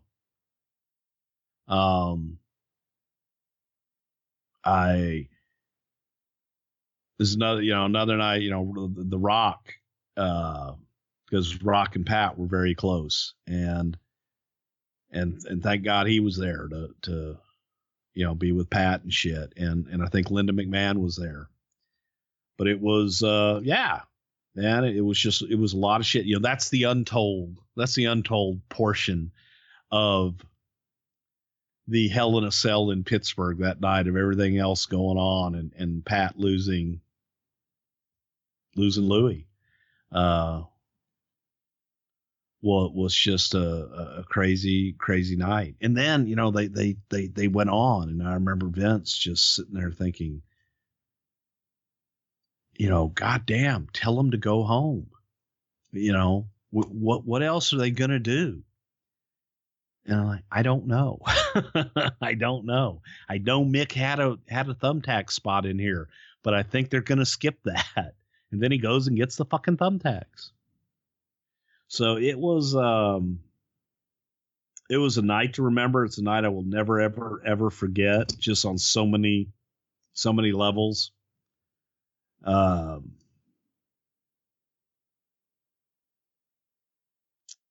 Craziness, man. How'd you know about the thumbtack spot?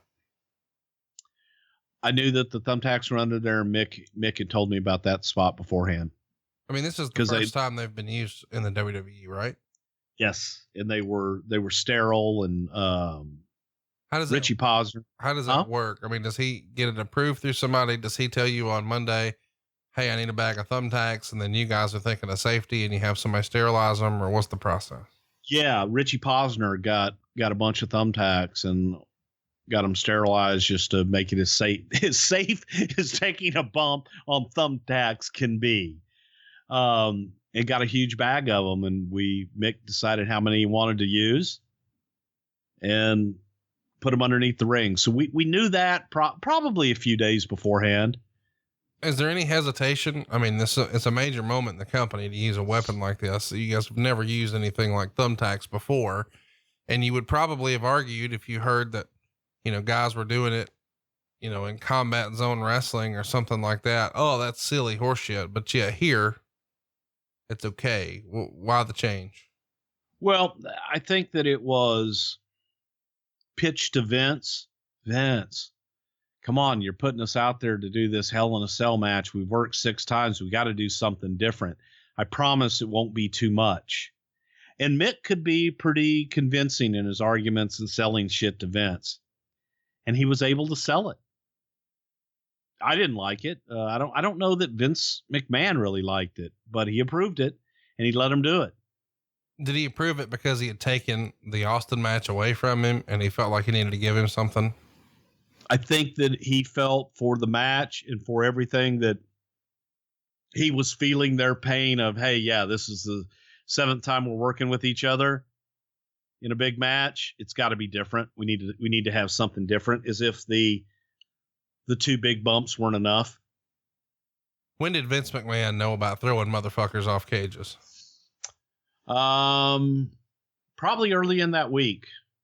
But again, you know, the one bump going off the cage onto the announce table, I guess was as safe as you can make something like that. And the second bump was meant to be something else. And that was something that just went wrong. It was supposed to be work at it. And then it finally gives. And he is hanging on as it falls, not just breaking it through. Right. Because nobody would have wanted, I mean, no one in their right mind would ever take that bump from the top of the cage like that. Well, it is something that people still talk about because a lot of people debated, well, you can see the zip ties. Clearly it was supposed to break, but you're saying not like that. It was supposed to break, but in time, not on the very first contact with it. Correct. It was supposed to gradually give until like about the 3rd choke slam to where he would finally go through, but the cage would be breaking his fall along the way. You know, what's weird is when I watched this match back this week, it's the first time I've watched it in a long time. And I guess I'm just getting older now, and it sort of clicked in my brain. Like, what if he missed that table? It's not like earlier in the day. You know, I know sometimes before a big pay-per-view, if somebody's like, oh, I want you to do like a reverse power bomb or something, they do a walkthrough. There's no walking through, throwing yourself off the fucking cage. Like you're just doing it. And it's not, I mean, I know that he had a lot of experience jumping off the ring apron to the concrete floor. I get it, but the distance you're going, the height you're up, you know, and it's not like you got a spot on the concrete you're really trying to hit. If you get a little bit of a guy or you get all of a guy, it doesn't matter. I mean, This is different. This is much higher and something he's never done before. What if he missed? What if he hit the people? The Spanish announce team? What if he hit the guardrail? What if he hit the concrete? Mick Foley could very easily be dead from that spot, or certainly paralyzed. Well, and Mick was in complete control of the bump the whole way. So at that point, you have to look at him and have the confidence in him to either do it or not. And he's the one that's taking the risk, and he's the one that has looked at it and feels that he can pull this off. We had the table. A lot of confidence, and I get when you're saying he's in control. I understand that Undertaker's not throwing him off, but I am saying you're leaving it up to a guy's judgment to hope that he's right on something he's never done before. And if he's wrong, you've just had a death on pay-per-view, like a horrific accident on pay-per-view. You can say that about any bump, and you can say that about anything. And unfortunately, there have been horrific accidents that have happened on much simpler bumps. That's every day those guys take that risk. Let me ask you. And it was a risk, and I think everybody knew it was a risk. This is a weird question I ask. If the Owen accident had happened before this, there's no chance this bump happens, right? I don't think so. No. It's just weird to think about how so much of everything changes after those two things, this bump, and which is obviously scripted, and then a very real tragedy. But really, a couple of things go differently here, and this could have been totally different. In his book, Foley wrote about this, that Cactus was sort of pitched this idea jokingly by Funk. Maybe you should start on top and just let him throw you off. And he says it jokingly, and Foley sort of jokes back, oh, and then I can climb back up and he can throw me off again. And eventually he decides, wait, I think I can really do this. And he spends the next week or two trying to pitch the Undertaker on let's starting up top, and Undertaker shoots it down every time. And then eventually he says to Cactus, why are you so intent on killing yourself up there? And Foley wrote that he answered, because I'm afraid the match is going to stink. You can't walk, and let's face it, I don't have any heat. We've got a heck of a legacy to live up to, and I don't want this match to ruin it. If we start out hot enough, we can make the people think we had one hell of a match, even if we didn't. Eventually, the Undertaker comes around to the idea. Did you have a conversation with Undertaker about climbing to the top of the cage with this hurt foot and then throwing a motherfucker off? Because even though we understand wrestling and Foley's really he's gonna do it himself, the perception would certainly be different if this went poorly, and it would affect the Undertaker. And this is somebody he cares about, who he's done a lot of business with, who's doing this. Did you have a conversation before or after the match with Undertaker? Well, I had a lot of conversations with both Mick and Undertaker before the match, and frankly, after the match, just thinking,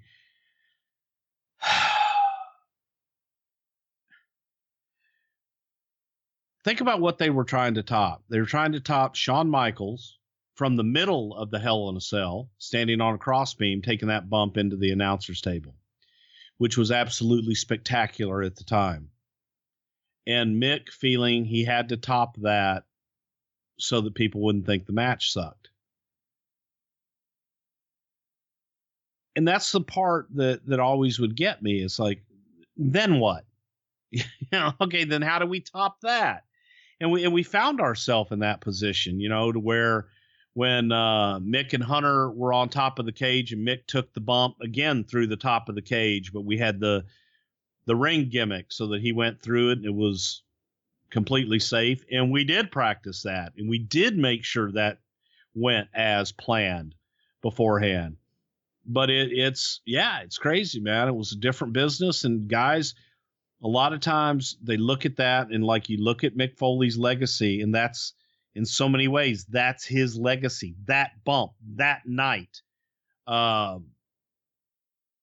fact that he kept going and he was out of it. And the fact that, when he comes back, he convinces all of us, no, got my bell rung, but I'm okay.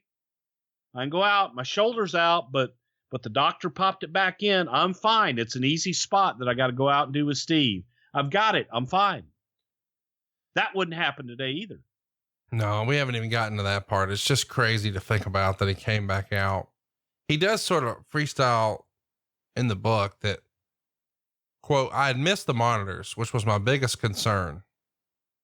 Can you imagine if he'd have hit the fucking monitor? It never even crossed my mind until I read that in the book again this week. Well, the way that the monitors were in there for that, and if the top had been off, that would have been an issue, but that part of it was actually safe because of the way they were positioned. There was no monitor in the middle, and they were on the outside and they were gimmicked to go. And then later on, guys would get rid of them, which I always thought was silly.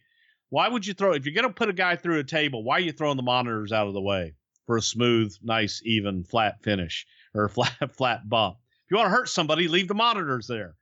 But actually that part of it was really, to me, the least of the worries. To me, the worry was he hits that table and slid, and just slid right off the damn thing. And as you say, either went into the barricade, went into the people. There were just a lot of things, a lot of what ifs that you knock on wood and you thank God didn't happen. And then the shit that was supposed to happen that did, the other bump is like, fuck me. That's crazy. Foley is critical of the way he took that choke slam, the one that put him through the cage, because he says it's the only time he didn't go high for an Undertaker choke slam. Understandably, he's hurting here. I mean, he had to climb the cage, as you said, with a separated shoulder, which is probably not easy at 300 pounds. And so when he's finally up there, he just can't get up for him. So he winds up just falling into the cage. But he says that if he had went high, he's worried that he would have over rotated and landed on his head. It's just unbelievable. It's to the point that Foley even wrote in his book, he asked the Undertaker, hey, what'd you think when you looked down from the top of the cage and saw me on the mat? And he says, Undertaker didn't skip a beat and said, I thought you were dead. That's just scared shitless. And what's weird too is, when the Undertaker finally gets down there, he says, Jack, let's go home. And Foley wrote that he said, no, I'm okay. Which is just amazing. Right. He's so out of it. He's even asking the referee, was I already on the stretcher once tonight? Yes. Obviously we don't know back then what we know now about head injuries. This would never happen, but it's just unbelievable. And you even referenced the whole, sorry, I forgot the thumbtacks thing. When he comes to the back, is there like a standing ovation? What's the reaction when he comes through the curtain? This is something like out of a movie. Yeah. Taker and Vince were right there for him and just hugged him. And it was definitely a standing ovation because it was an unbelievable performance. And people were concerned, first of all, for his well-being, thinking, how in the hell is he walking? How did he get up? When he had the tooth up his nose. Crazy. Well, we thought it was snot. What's funny? We thought it was a big loogie. I watched this match this week and my person saw it for the first time. And she said, is that his tooth in his nose? Yes. Yeah. We thought it was snot at first. How did it get there? The hard way. It's crazy. Right through his lip. This person's still alive. It's amazing. Yeah, it's I like to point, as much as I love Mick, I like to point to some of the things Mick has done to young guys and say, you don't need to do this. And Mick didn't need to do it. He really didn't. When he's in the back, and I guess we should talk about him because we have it here. You guys had like a chiropractor that people have asked a lot of questions about over the years. who was help adjusting guys. What's his role here in trying to put Humpty Dumpty back together again? Francois Petite. And Francois Petite he was a hybrid of a chiropractor, a kinesiologist. He did a lot of different crazy things, but a lot of athletes with unique injuries would often go to Francois, and he would put them back together, manipulate their joints and their bones and everything. And, man, I've never been adjusted by anybody like Francois. I mean, he would hurt you. It hurt, but afterwards you felt better. And he we called him Dr. Petite or Francois. He was Sub-Zero in the, Mortal Kombat movie franchise. And he was a stunt coordinator, things like that. More than anything, he was pretty much a crazy motherfucker. But he would pop guys back into place. I broke my ankle one time. He set my ankle, wrapped it, and I was done. And I could walk on the damn thing. He was amazing like that. It was hard to explain. There were stories about him doing, okay, now don't laugh, him doing open heart surgery on people and repairing arteries without obviously opening them up, just with his hands. And he would go in and do bypass surgery on people. That's real life. What the fuck are you talking about? Yeah. Yeah. Those were the legends of Francois Petite. But guys would go and they would spend a couple days at his place in California. And that's how, we came about him, because he was putting people back together. And we thought, well, instead of having guys go to him, let's bring him to us. And those that want to use him can use him as a chiropractor and to help them with their injuries and help them rehab and different things like that. So, but he could pop a shoulder back in. It was always like, let me reduce it. I can reduce it. And I'm like, what the fuck are you talking about?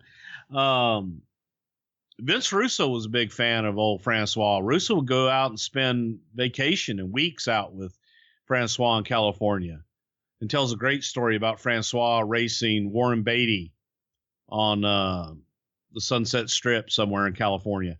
But he was this crazy doctor. The real doctor that we had was Dr. Frank Romascavage, and that was the guy with the long hair at the very end of it. And they point him out. That's Dr. Romascavage. He was the real doctor that was there that actually stitched Mick up. And 14 stitches in the lip he got. And I assume that's also who's pulling the thumbtacks out of his person. That was Dr. Romascavage and Francois both. Yeah. With pliers, little needle nose pliers, one by one. That's what we're talking about right here. So there's even footage of McMahon going to congratulate him and thank him for everything he's done for the company. But he says something like, promise me I'll never see you do anything like that again. Did you have a conversation with Vince after the match? Or do you remember what the interaction was? I mean, it feels like there's some sort of edict that has to come down. Like, we've let this shit go too far. No more. Well, not only yes, there was. And it was also Vince recalling one of the reasons that he didn't want to hire Cactus Jack in the first place was because of the stuff that Cactus used to put his body through, and that Vince felt was unnecessary. So the fact that Vince let him do that, and he's kind of looking at himself in the mirror and says, damn it, we can't, I mean, he took responsibility for it. He goes, I can't let him do that to himself anymore. So it was brutal. A lot of soul searching. And we're not done. As if that's not enough. Kane's out next, and he's taking on Steve Austin in a first blood match. Now, this is interesting because it's a first blood match, and one of the guys is completely covered. Arms, legs, hands, face. It's a first blood match. And the other guy, while he is the hottest star in the business, he's just spent 3 days in the hospital. Pretty crazy to think about. Vince McMahon is watching this from the owner's box with Sable on his arm. And in the middle of the match, the cage starts coming down and it gives the illusion that McMahon is behind it. And eventually, I guess we should mention here, what is the stipulation? If Kane doesn't win his world title shot here, obviously if Austin loses, Kane becomes world champion. What if Kane loses? What happens? Bro, we're going to cover him in gasoline and set him on fire. And then he's gone forever.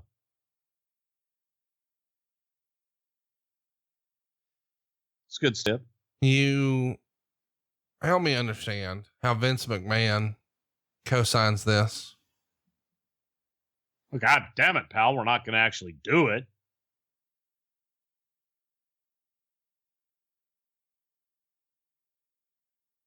That's how.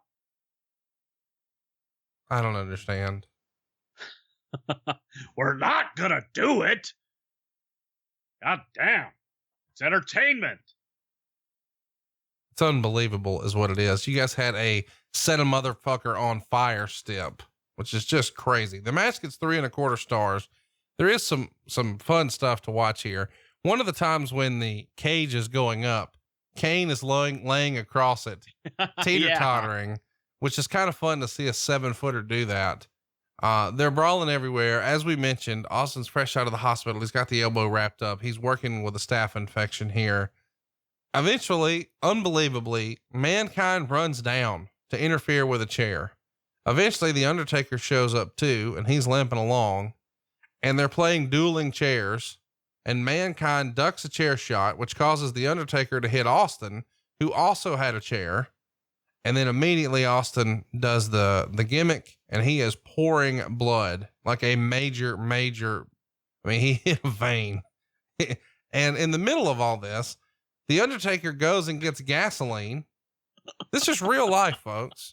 The Undertaker gets my gasoline, favorite part. And he doesn't pour it on Kane. He says, fuck this. And he poured it on the Hebners. I don't know if maybe he got the Iggy that the Hebners were making fake merchandise or what, but he poured him full of gasoline. And now Austin's bleeding a river. And eventually everybody gets a stunner, and the referee comes to, and you think that Austin's going to win, but he sees Austin pouring blood. It's a first blood match. He calls for the bell.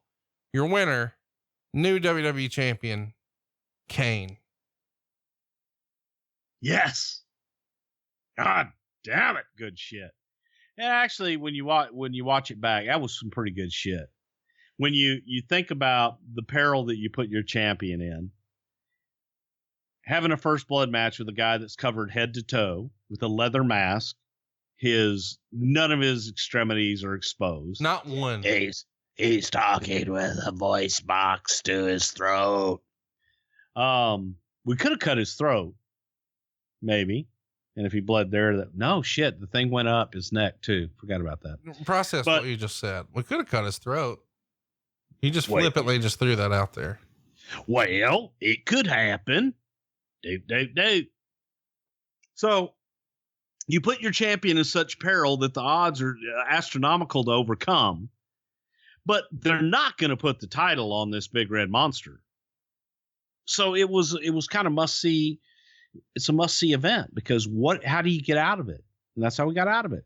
Serious business. It is something nobody saw coming. Austin is the hottest act there is. And we should remember, and this is sort of funny too, that it all sort of surrounds the Hell in a Cell. Of course, the Hell in a Cell was first put on the map at Bad Blood in October of 97. The match is Undertaker and Shawn Michaels, and Kane interferes. That's where Kane makes his debut. Now, fast forward 8 months, and what do you know?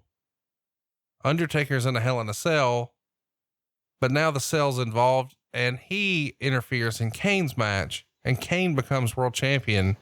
It's weird the way it all sort of ties together, and Paul Bearer is in the middle of all of it. And we see a shot of Vince McMahon as the pay-per-view goes off the air. And it's sort of interesting because Meltzer sort of freestyles that giving that shot to Vince McMahon at the end of the show sort of gives him the credit for the title. instead of having all that heat on Kane, Paul Bearer, or the Undertaker? Is he overthinking it? Yeah, he's overthinking it, but that's where the heat was on Vince. And I think that to me, the most amazing thing about this match and this night is I'm sitting there watching it was old timer. You go, how in the hell do you follow the Hell in a Cell match that we just saw? How do you follow that?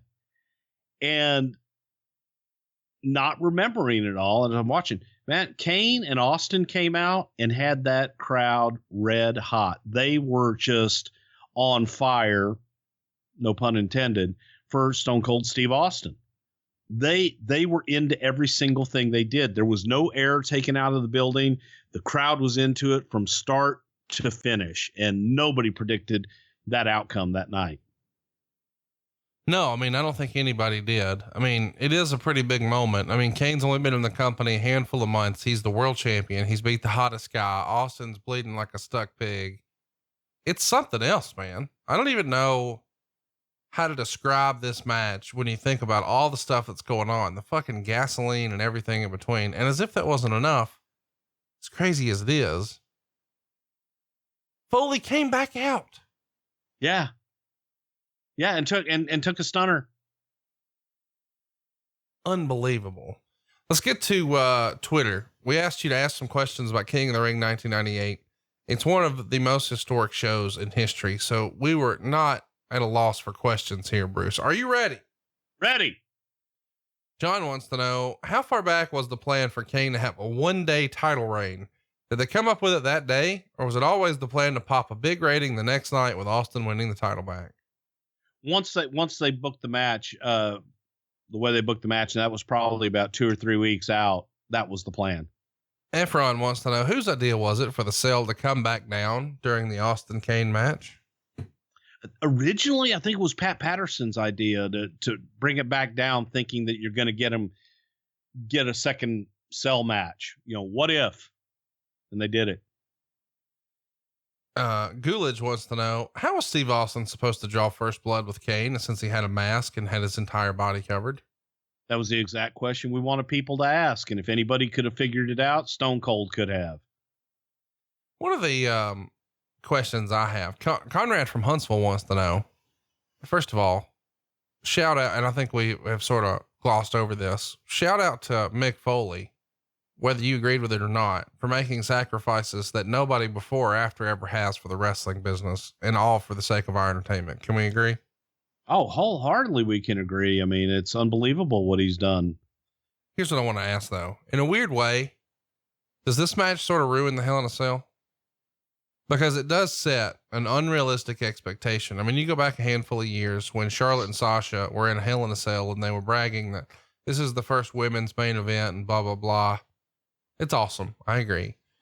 But there is an expectation where, I mean, even when Shane had this match with The Undertaker, you're like, well, he's got to come off it.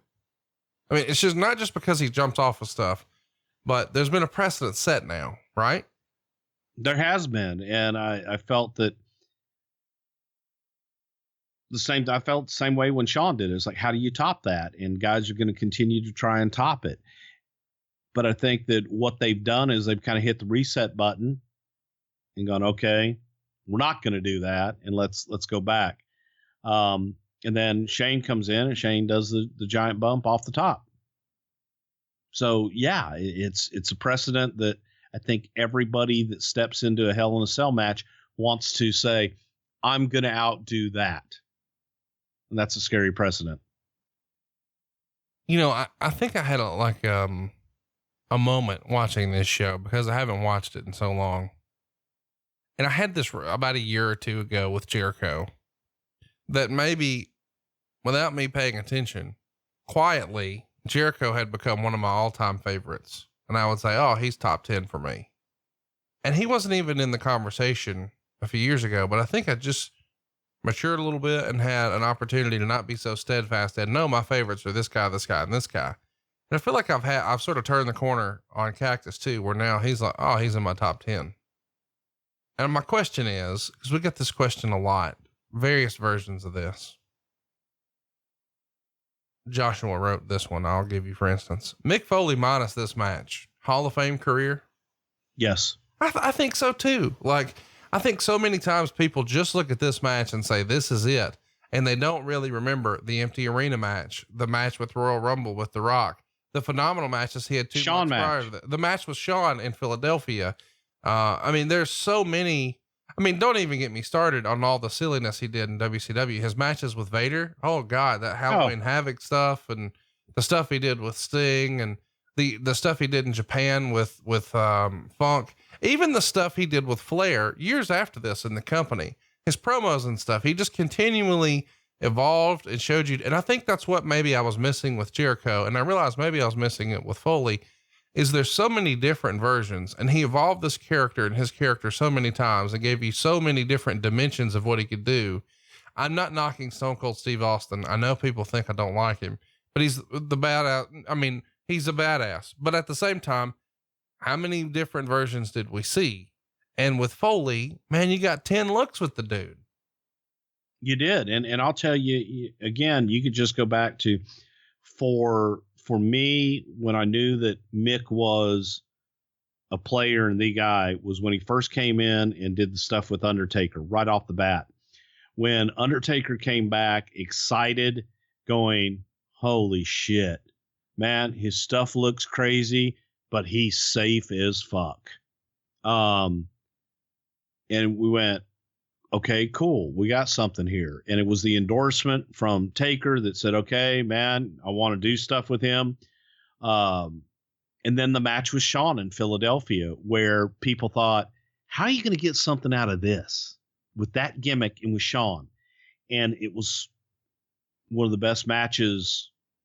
You know, it's up there in that top 5 category, you know, of great matches of all time that you can go back and point to and say, that's something to watch because it was unique. Racing Trends wants to know, what's up with the off their heads tagline for this show? Off with their heads. That's what the Kings did back in the day, man. They used the guillotine and cut people's heads off. Paul wants to know, what was the reaction backstage to Foley's fall? Well, more people were more concerned with the fall, you know, and again, I think the wrestling fan that never had to take a bump in that ring or to know how hard it was for the non-giving bump through the cage, that was more of a, oh my God. Even more so, people were in awe and shocked, in the initial bump through the table. That was awe-inspiring. But the second one was one of more concern and more like, holy shit, he is broken in half. Yeah. I mean, it makes total sense to me too. Well, something that didn't make sense, Sergio brings up here. Why does the King always wear his tights to do commentary? That's a great question. I don't know.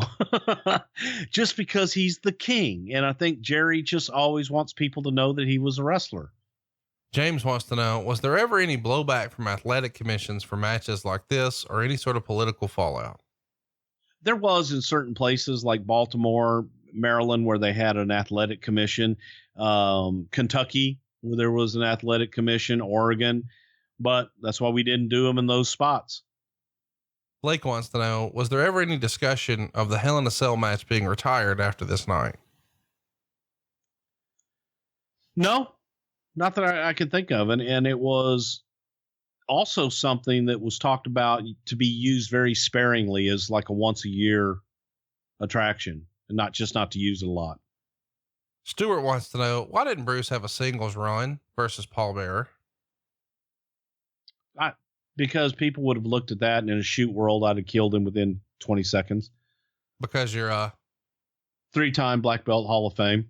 Hey, let me ask this. We got lots of questions about this. There's a famous line from commentary, and you talked about it earlier, where JR says they killed him. Who do you think they was? A lot of people are sort of making assertions that it's a Freudian slip, and it's a reference to they being the wrestling business, whether it's the fans or the pressure Or maybe it's the bookers and the guys making the decisions in the back. Or maybe it's the Undertaker. It's the Undertaker. I don't think that, let's not get so deep here on conspiracy theory. JR was sending a message. No, I don't think that. Undertaker. I just, it does sort of speak to, cause Mick even wrote about it. He felt like he had to top the other match. Like he couldn't just go out and have a stinky match. I'm not saying this to be ugly, but there's a lot of guys who are like, bro, if that's what it takes and I have a bad match, I'm having a fucking bad match. Sorry. See you TV tomorrow. Because it's your job. And so he's like, no, I'm not having a bad match by any means necessary. I'm going to top that other one. People are going to be talking about this. Well, that's kind of professional Mick was. And he felt that it was his responsibility to do that.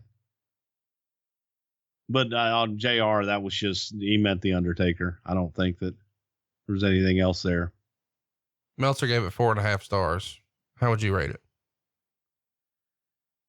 You can't rate it. It was it was a defining match, and there was nothing to compare it to.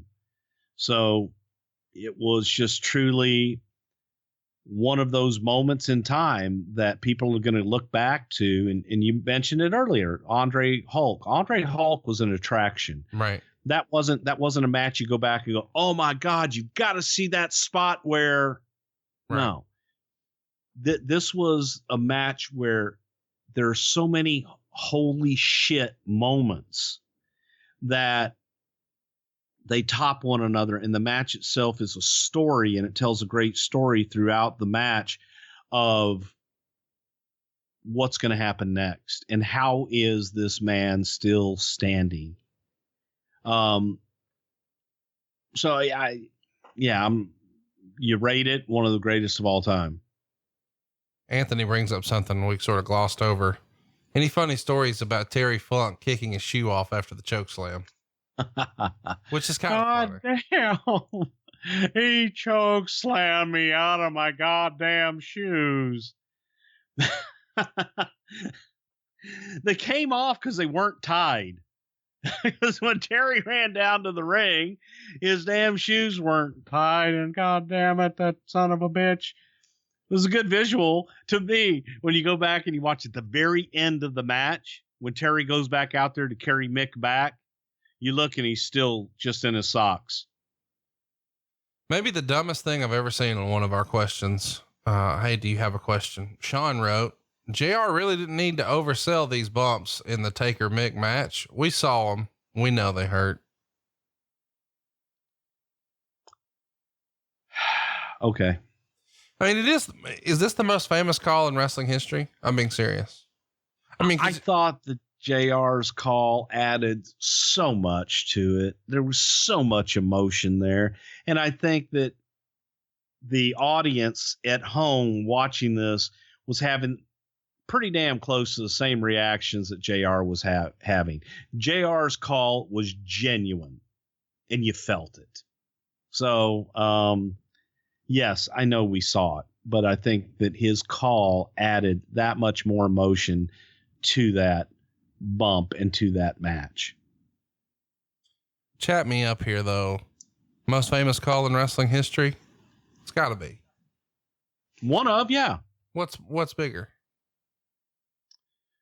I'm not saying that to be funny. I'm just saying every year, with hockey and especially football, there's going to be big hits throughout the season, and inevitably somebody is going to take that footage and put JR's call over the top of it. Yeah. I you know what? Maybe for mainstream, it may be, but I look at some of the Austin matches and Stone Cold. Which one? Weren't they all like that? That's what I'm saying though. If you can't pinpoint a one, then that's not one. That's not the most. Well, I'll give you one. Was in Boston, WrestleMania, and Steve winning the title for the first time. In addition, Vince calling Shawn Michaels' entrance at WrestleMania 12, which is one of my most charismatic. Oh, you mean the boyhood dreams come true? The boyhood dreams come true, but also the entrance where he's coming down on the wire And oh my God, look at him. He's the most electrifying, the most charismatic. He is the one, the only, the Heartbreak Kid, Shawn Michaels.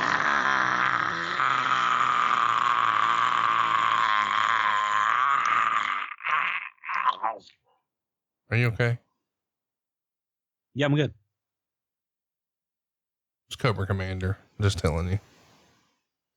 Well, listen, man, I don't know how else we can really describe this match. We've talked about it for a long time here, and there's no way we could do a show that even does this thing justice. You know, they probably should have stopped this. They shouldn't have let him come back out. He shouldn't have taken the second bump. A lot of shoulda, woulda, couldas, but in the end, they made history, man, and nothing like this will ever be seen again. I hope not. I mean, yeah, for goodness sake, it shouldn't happen. But it is one of those deals where, you know, as much as I can say it shouldn't have happened, I sure am glad it did, because this was awesome. It was, and it's one of those moments in history that will, like you say, I certainly hope that nobody ever, I certainly hope no one ever tops it, because it deserves to be up on the top of the mountain. Well, I'll tell you what, somebody who doesn't deserve to be up at the top of the mountain is the subject of our next Something to Wrestle. And we've talked about him for years now, and it's finally going to happen. July the 6th, set your calendar, boys and girls. We're talking about Brutus the fucking Barber Beefcake. You know, this week was the best of times. Next week, it's the worst of times. I'm going to be using his book as our source material. Bruce, have you read his book yet?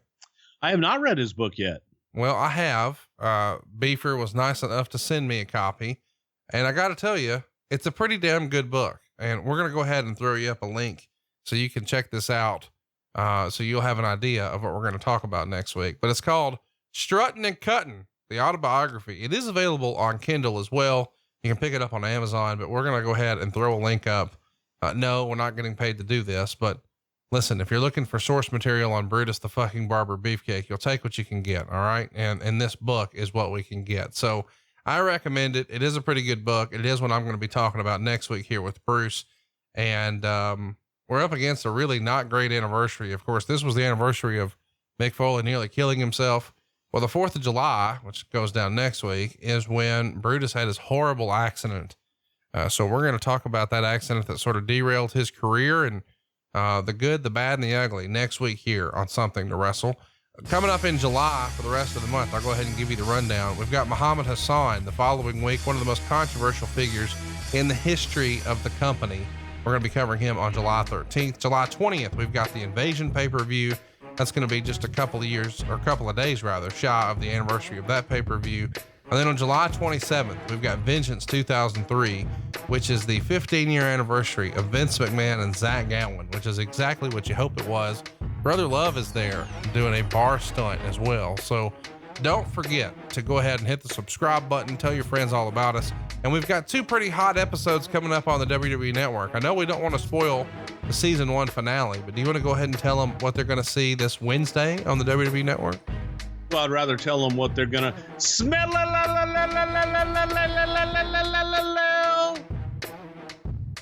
What the con is cooking. What?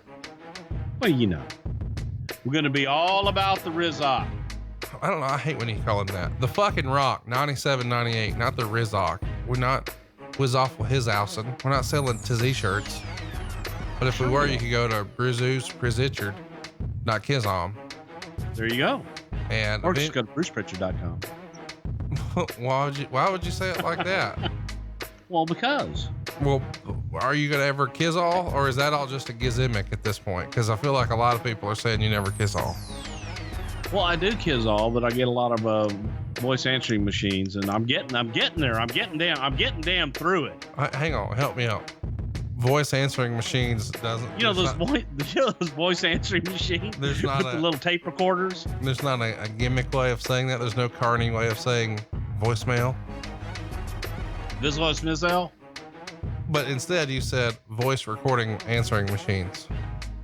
Well, ain't that what they are? No, they're not. But I tell you what, we're excited to be coming to the UK finally. Go pick up your tickets right now, man. We're going to be there before you know it. It's this December, and we're bringing Cody Rhodes and Flip Gordon with us. Jimmy Havoc, the list goes on and on and on. You can go to ukstw.com. That's ukstw.com. And Boston, this is going to sell out. Kowloon's, while it is a phenomenal restaurant, not a huge venue. You want to snatch your tickets up right now. Don't you dare miss it. Tickets are on sale. BrucePrichard.com is where you can get it. And of course, next week in Rochester, we're coming to see you, man. Don't miss us. We're coming to your town. Who knows when we'll be back in Rochester. We're going to be at the Comedy at the Carlson next Saturday night, and you can snatch those tickets right now at BrucePrichard.com. All sorts of other shows are on sale as well. I know the San Antonio WWE pay-per-view was finally officially announced with an on-sale date. We're still going to be there for you on September 15th. Nashville, we're sold out for September 30th, but New York, you can catch us in August. And of course, we've got lots of other shows along the way, including a trip to Los Angeles, on sale now at BrucePrichard.com. Still working on San Jose/San Fran. We're not giving up on you just yet. And of course, in January for the Royal Rumble, we're going to be there in Phoenix. You can check us out right now at BrucePrichard.com. Anything else we need to plug for you this week, Bruce? Man, I think we're ready to rock and roll. Well, let's do it. And don't forget to support our sponsors. And if you'd like to advertise on the show, hit our man up, Goldberg himself. HeyHeyAdvertising@gmail.com. And don't forget to support forhims.com/WWE. And don't forget to text 79-79-79-79, the word slam. And we're going to get your gimmick going, man. Get your hair looking good, get you feeling good. And you're going to love the way you feel because you supported something to wrestle and didn't have to spend an arm and a leg to do so. And we'll see you next week right here on Something to Wrestle With, the Brutus the fucking Barber Beefcake Edition.